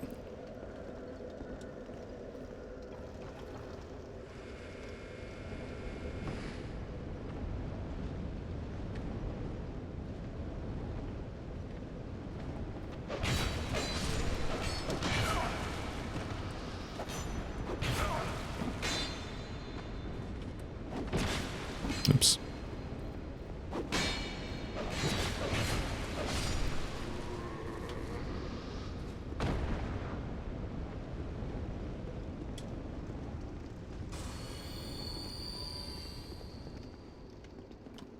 Once again, I'm struggling to remember how to get to where I was trying to go.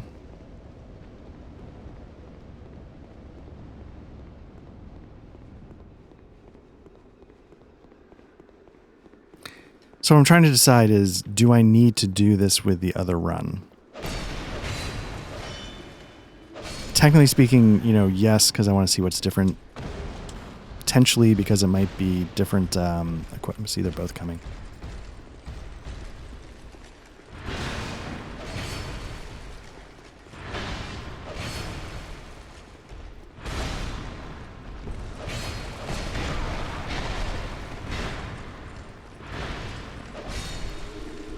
I was sort of going for broke there because I wasn't sure how close this other guy was.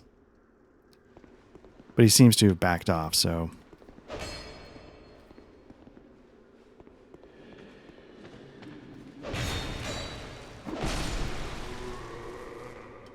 Starting to really... really run out of life gems here.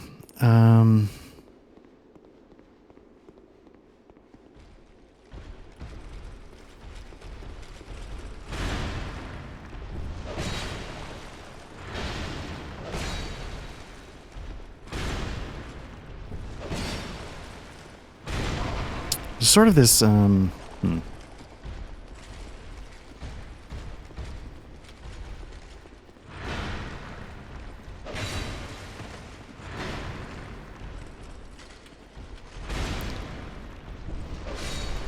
So it's sort of this interesting thing. I don't know if this is going to be with adaptability, but something I'm starting to notice a little bit.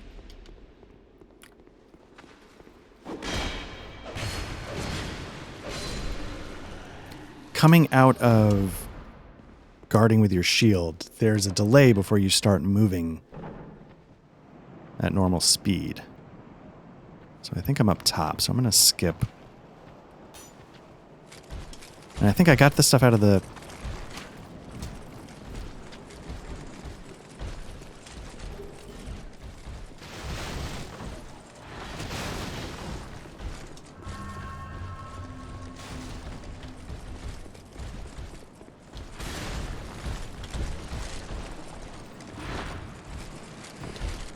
I think I got the stuff out of the chest. I think I got most of what I need out of this. I think I'm comfortable with how badly I screwed myself over there. So let's homeward bone.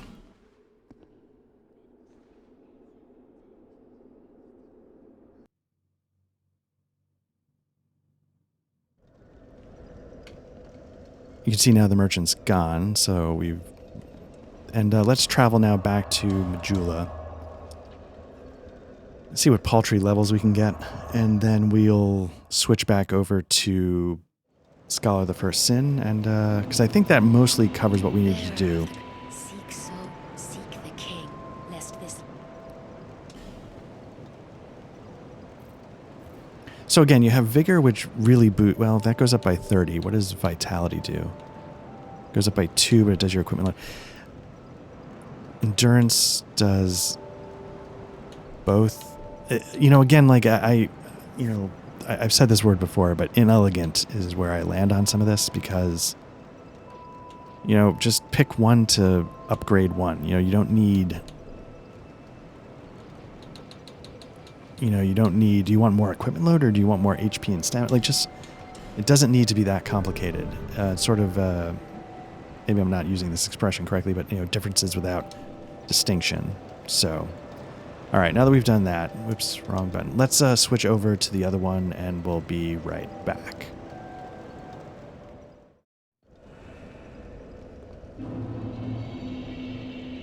Okay, so here we are back in our Scholar of the First Sin run. Looks like we could pick up a human player again if we wanted to go after the penetrator that comes at you on that rooftop. I guess at some point I should give that a shot, but right now I would just get wrecked. But the main thing we're trying to do here now is we're trying to take on the boss. We're in full human form, so hopefully that would allow us to... I think that's different. Hopefully we'll be able to summon Pate when we hit bottom. I think you can sort of see the guy in the elevator going up. I missed him last... Oh, now it's a turtle. Instead of a simple foot soldier.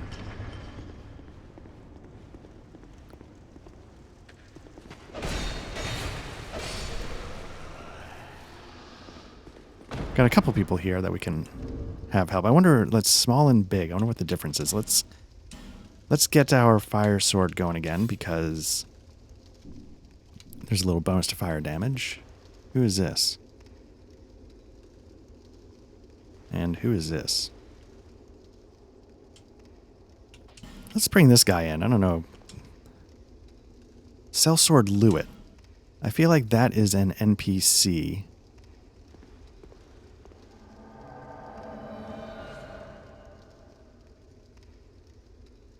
Oh no, maybe not. How do I gesture?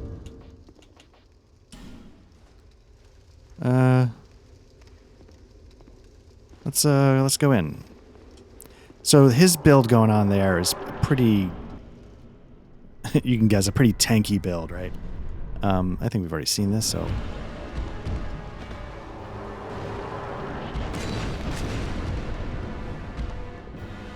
So you can hit things with those shields, and basically nothing's going to get through.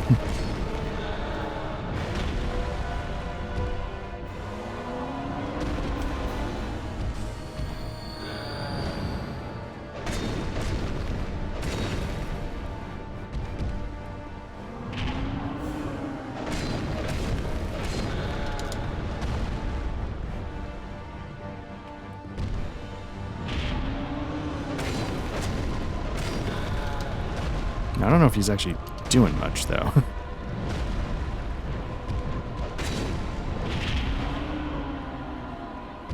But you can see, like, you know, he's been stepped on. He just got clubbed. He's not taking any damage, though.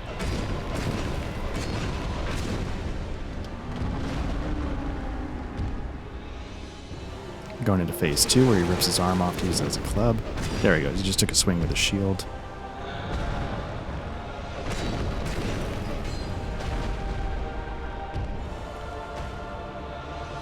Not a good time to have somebody show up at the doorbell.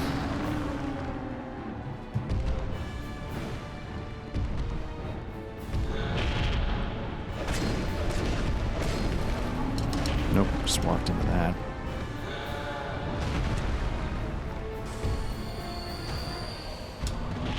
Ooh. Badly timed.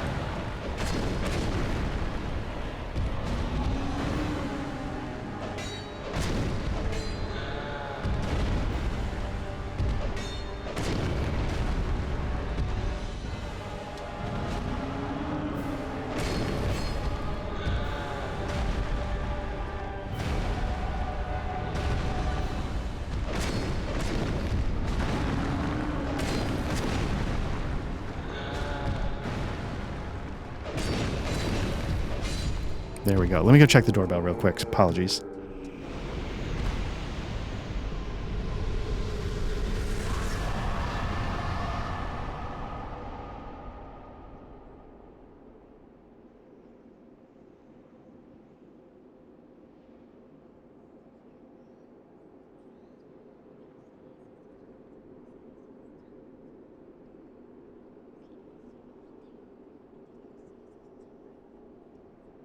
All right, I'm back. It was just somebody checking on some housework that's going to get done outside. It might get a little noisy. But there we go. So, yeah, boss is down. Is there any reason to still summon Pate? Wonder what would happen if you did. You know, can you just bring him this way and tag team the rest of the level?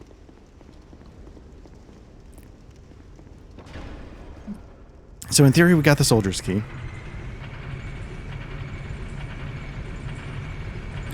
We don't need to deal with that turtle.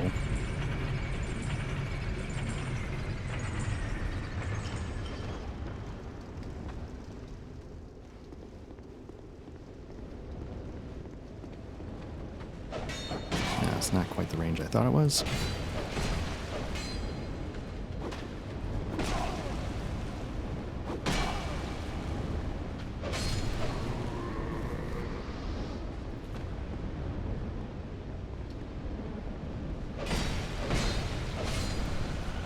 Alright, so hopefully we get the... there's a bastard sword, so we don't even need to get that from...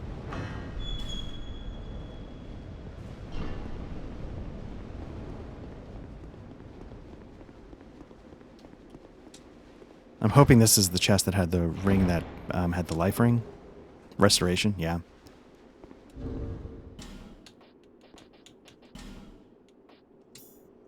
Get our health slowly regenerating. I think that's a nice thing to give you at this point, because you need something to, you know, because you can't just constantly... Oh, this is new. I don't know if this guy is actually worth fighting, because we can't get through the door. But again, this in the original, this was empty. Here... Oh, they give you a grand lance. I think that's new. So again, I'm not looking to fight this guy, because I can't actually get in the door.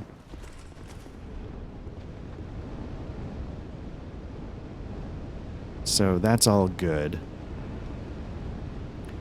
And then the other, you know, again, the new thing was opening this doorway. And I can't remember what else was here besides the bastard sword. What I'm going to do is not make the literal exact same mistake I made the first time. I'm going to spend these souls now. Then come back real quick and take care of this. So apologies for the extra steps. So one of the things, you know, again, like you could just level up at the bonfires in the original Dark Souls. I'm not sure what you gain or why you don't want to just be able to level up at any bonfire here. The other problem is that in order to get to... There's like a lot of dialogue. You gotta just tap through, tap through, tap through. I'm gonna bump this up. I'm gonna bump this up. And I'm gonna bump this up. I don't know. I should be doing adaptability as well because I know that affects a lot of weird things in a lot of weird ways, but just not gonna do it yet. While I'm here, got the soul of the last giant, but let's use these other souls.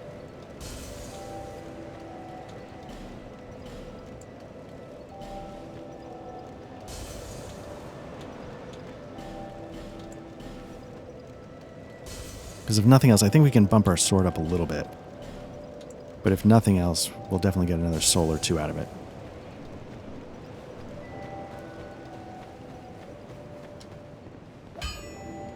It's kind of nuts. Like, we're about to have, like, they're doing some work on our roof, so there might be some noises coming through.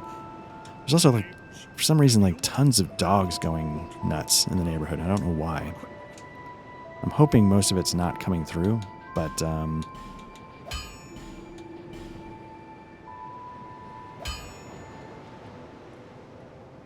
man, it's hard to resist, right? Like, the bastard sword was always...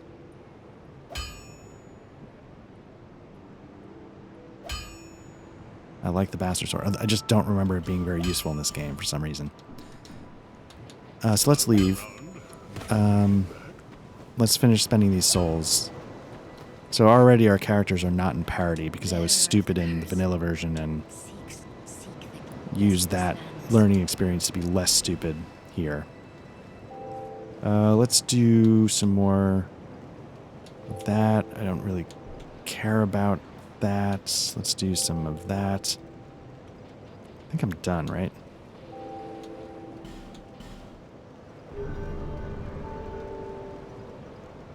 Okay, now that we've basically done that, let's travel back to... Could also travel back to the lands betwixt and drop that smooth and silky on the birds and see what we get for it. She still hasn't moved yet.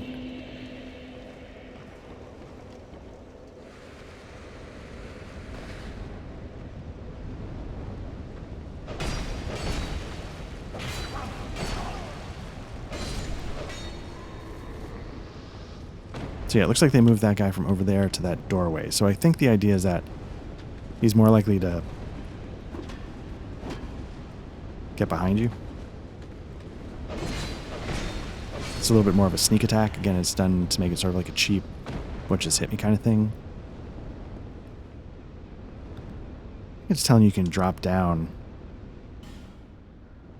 I don't know what the rings are, what the equipment is down there. I don't know if I've ever actually gotten it, because it's tricky to grab. All right. So let's give this another...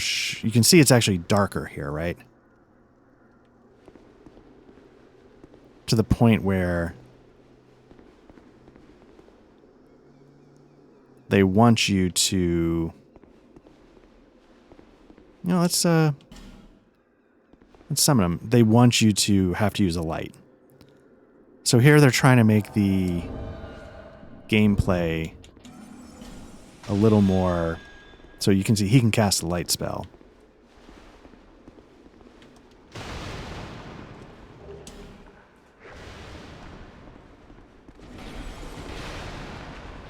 Now we're dealing with skeletons instead of soldiers. So the question is, do they come back?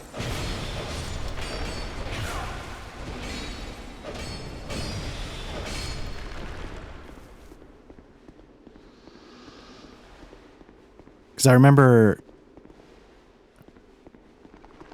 I definitely had to light the way here with torches.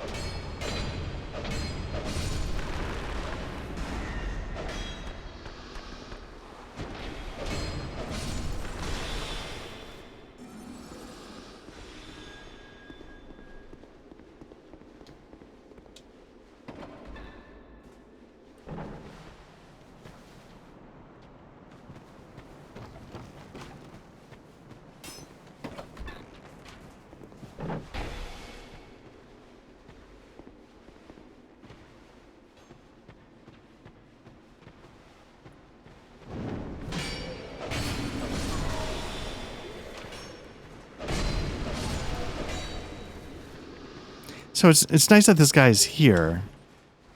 I don't believe he's an NPC.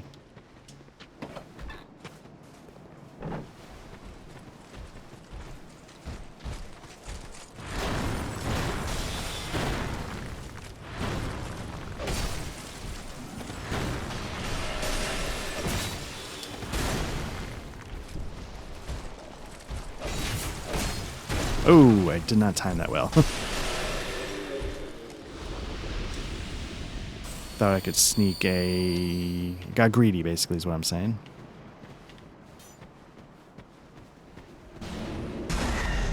Here's the thing. Did I not get the other side of that?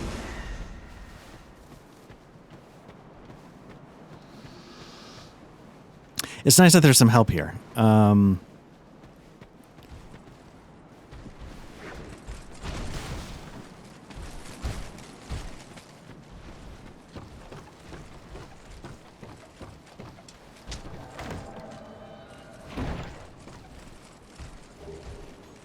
Now that definitely didn't happen last time, but at the same time I was running around like a maniac, so... I'm not sure if this is an NPC or if this is a for real.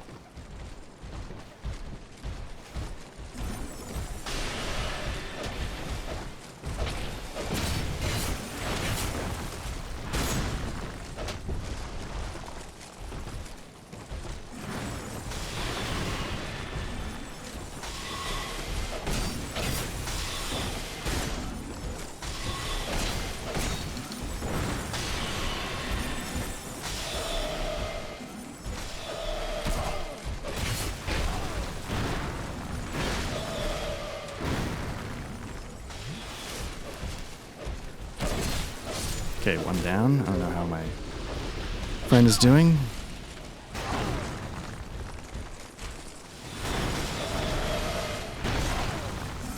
I'm gonna get lit up though.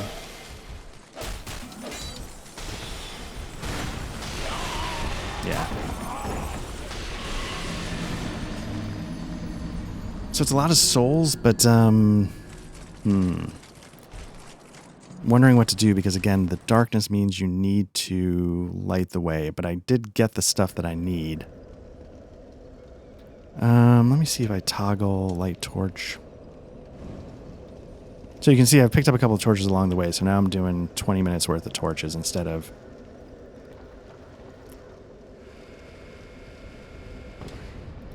And then the other advantage to lighting, I think lighting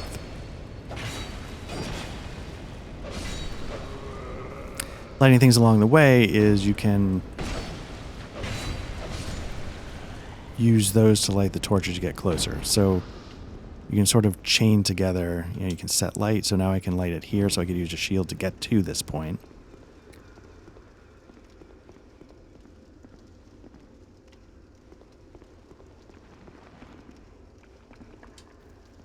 And then I think you can also, I'm hoping...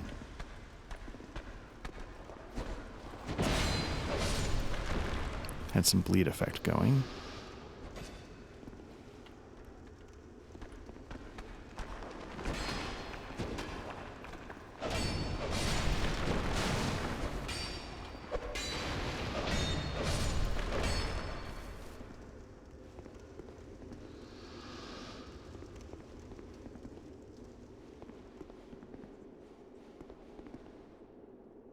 Okay, there's the next one. So I think I can go back here.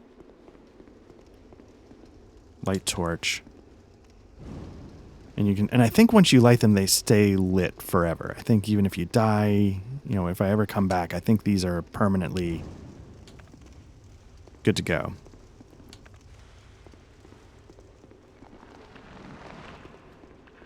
So I appreciate that they are trying to make good on this mechanic that they tried to do something with in the original, and it just didn't work.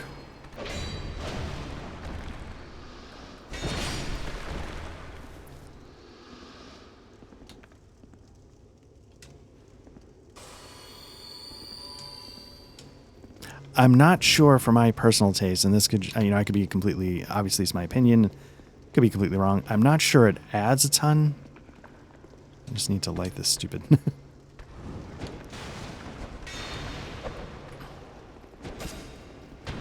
There we go. having trouble getting behind things to get that backstab in. I was doing it initially right off the bat, but since then, not so much.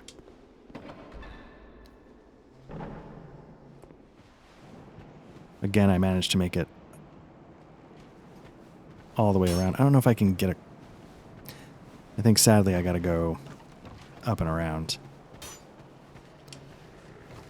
Now, I'm just kind of curious, is it 2? Nope, it's 3 now, but there's, I think, more stuff here to get pancaked by.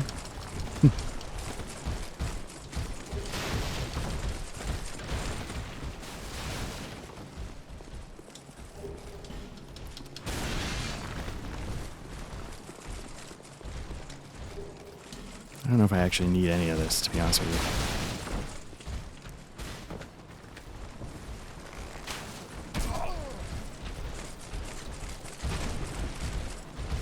Oh, they can get down now? That's brutal.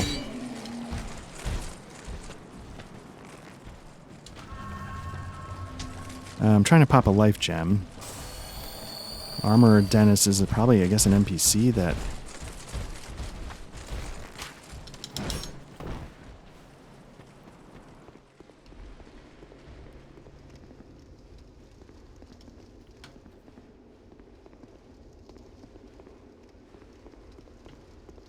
That could have gone worse, but yeah, so you can sort of see, like...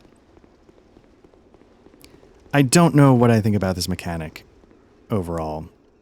It looks cool, but I don't know if it adds much to my personal Dark Souls experience. It's sort of like, it's another, like, puzzle, in a sense.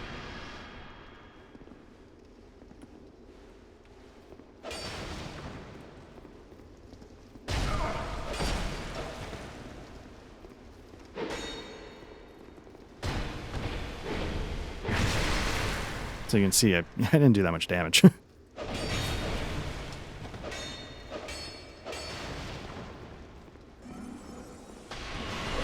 I had some homing to it, and now I'm dead. And that's, you know, that's fine, whatever. I should be able to get those souls back without too much issue, and then, you know, we'll head back, and I'm wondering though, like, I got to the one side of the gate. I feel like I should have cleared the other side of the gate during my explorations. Now the question is, did I also... Let me get those souls back really quickly, and I want to just check one thing. Oh, it's got no reach to it.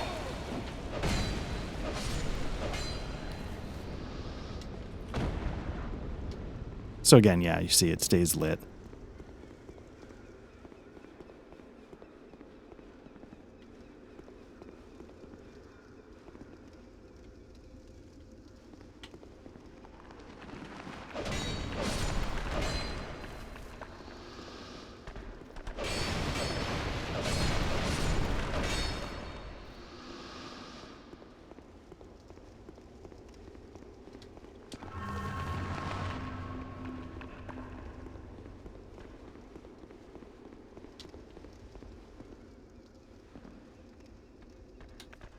And you can just sort of do... I probably should use an Estus.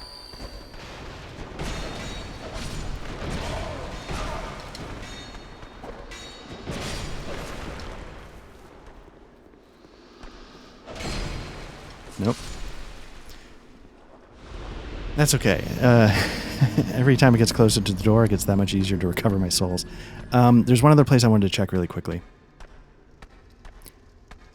It's the place with the stone ramp that you get ambushed on the ramp itself. We haven't... There was a locked door at the top of a staircase there, and I just wanted to double check that really quickly. It's over there, but I want to get my souls first.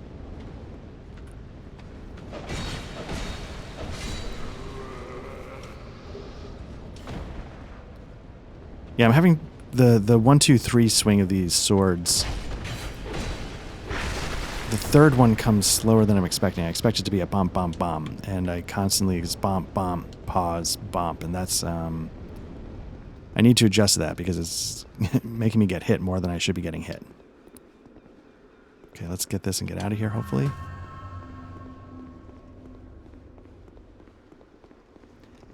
And now let's, it's this way. So this is something I might need to come back to in the vanilla at some point, assuming we can unlock this door.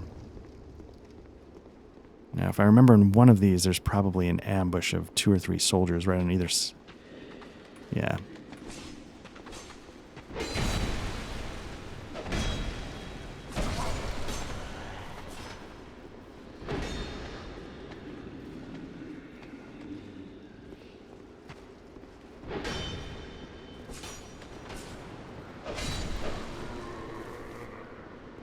Oh, it's not at the top of the stairs. Okay, sorry, it's right here.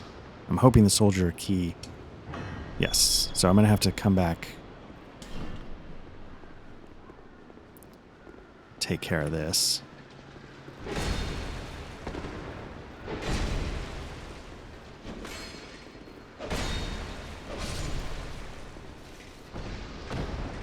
Oop.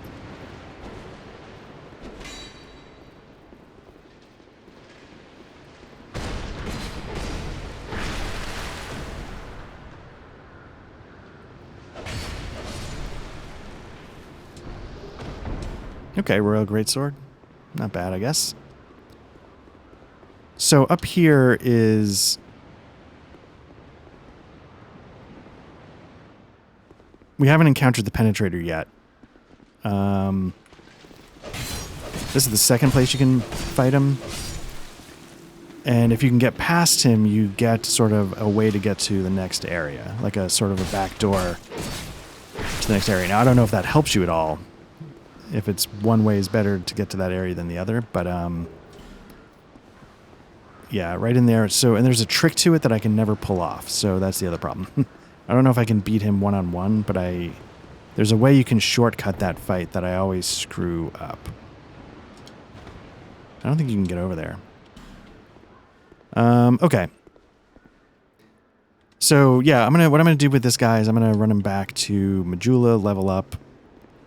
And I believe that basically covers Forest of the Fallen Giants. I think, you know, there's the Pursuer up top there, but it's not like you have to do that. You know, it's just another way to get to another area, which we can get to just fine through the hub in Majula.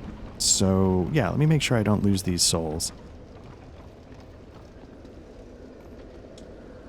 And we'll say that this first one, oh, is this? Yeah, Forest of the Fallen Giants is, has been adequately compared. I do appreciate that Scholar of the First Sin tries to make good on the light. You know, if they took the time to put it in there and it just didn't, I don't know what it was. I don't know if it was frame rates. I don't know if it just, but it just, they didn't really do anything with it in the original. And I didn't mind it because I wasn't looking for that kind of added mechanic. But if it is going to be there, I guess it's good that...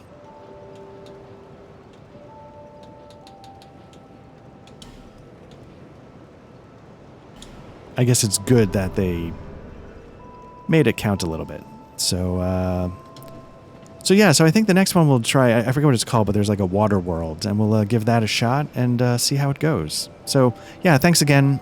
This is you know, I don't know how far this will go, but this was Black Lodge Trivia Night. Obviously, you found us here on the YouTube channel. We do mostly actual plays of tabletop RPGs. We have podcasts about tabletop RPG discussion topics. You can find us on Twitch. Sometimes we stream some video games there. I've been doing some Darklands. Matt just threw up some Sekiro.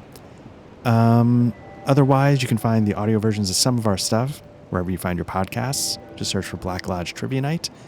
And as always, appreciate it. Thank you again, and talk to you soon. We'll pick it up next time with another area. All right, bye-bye.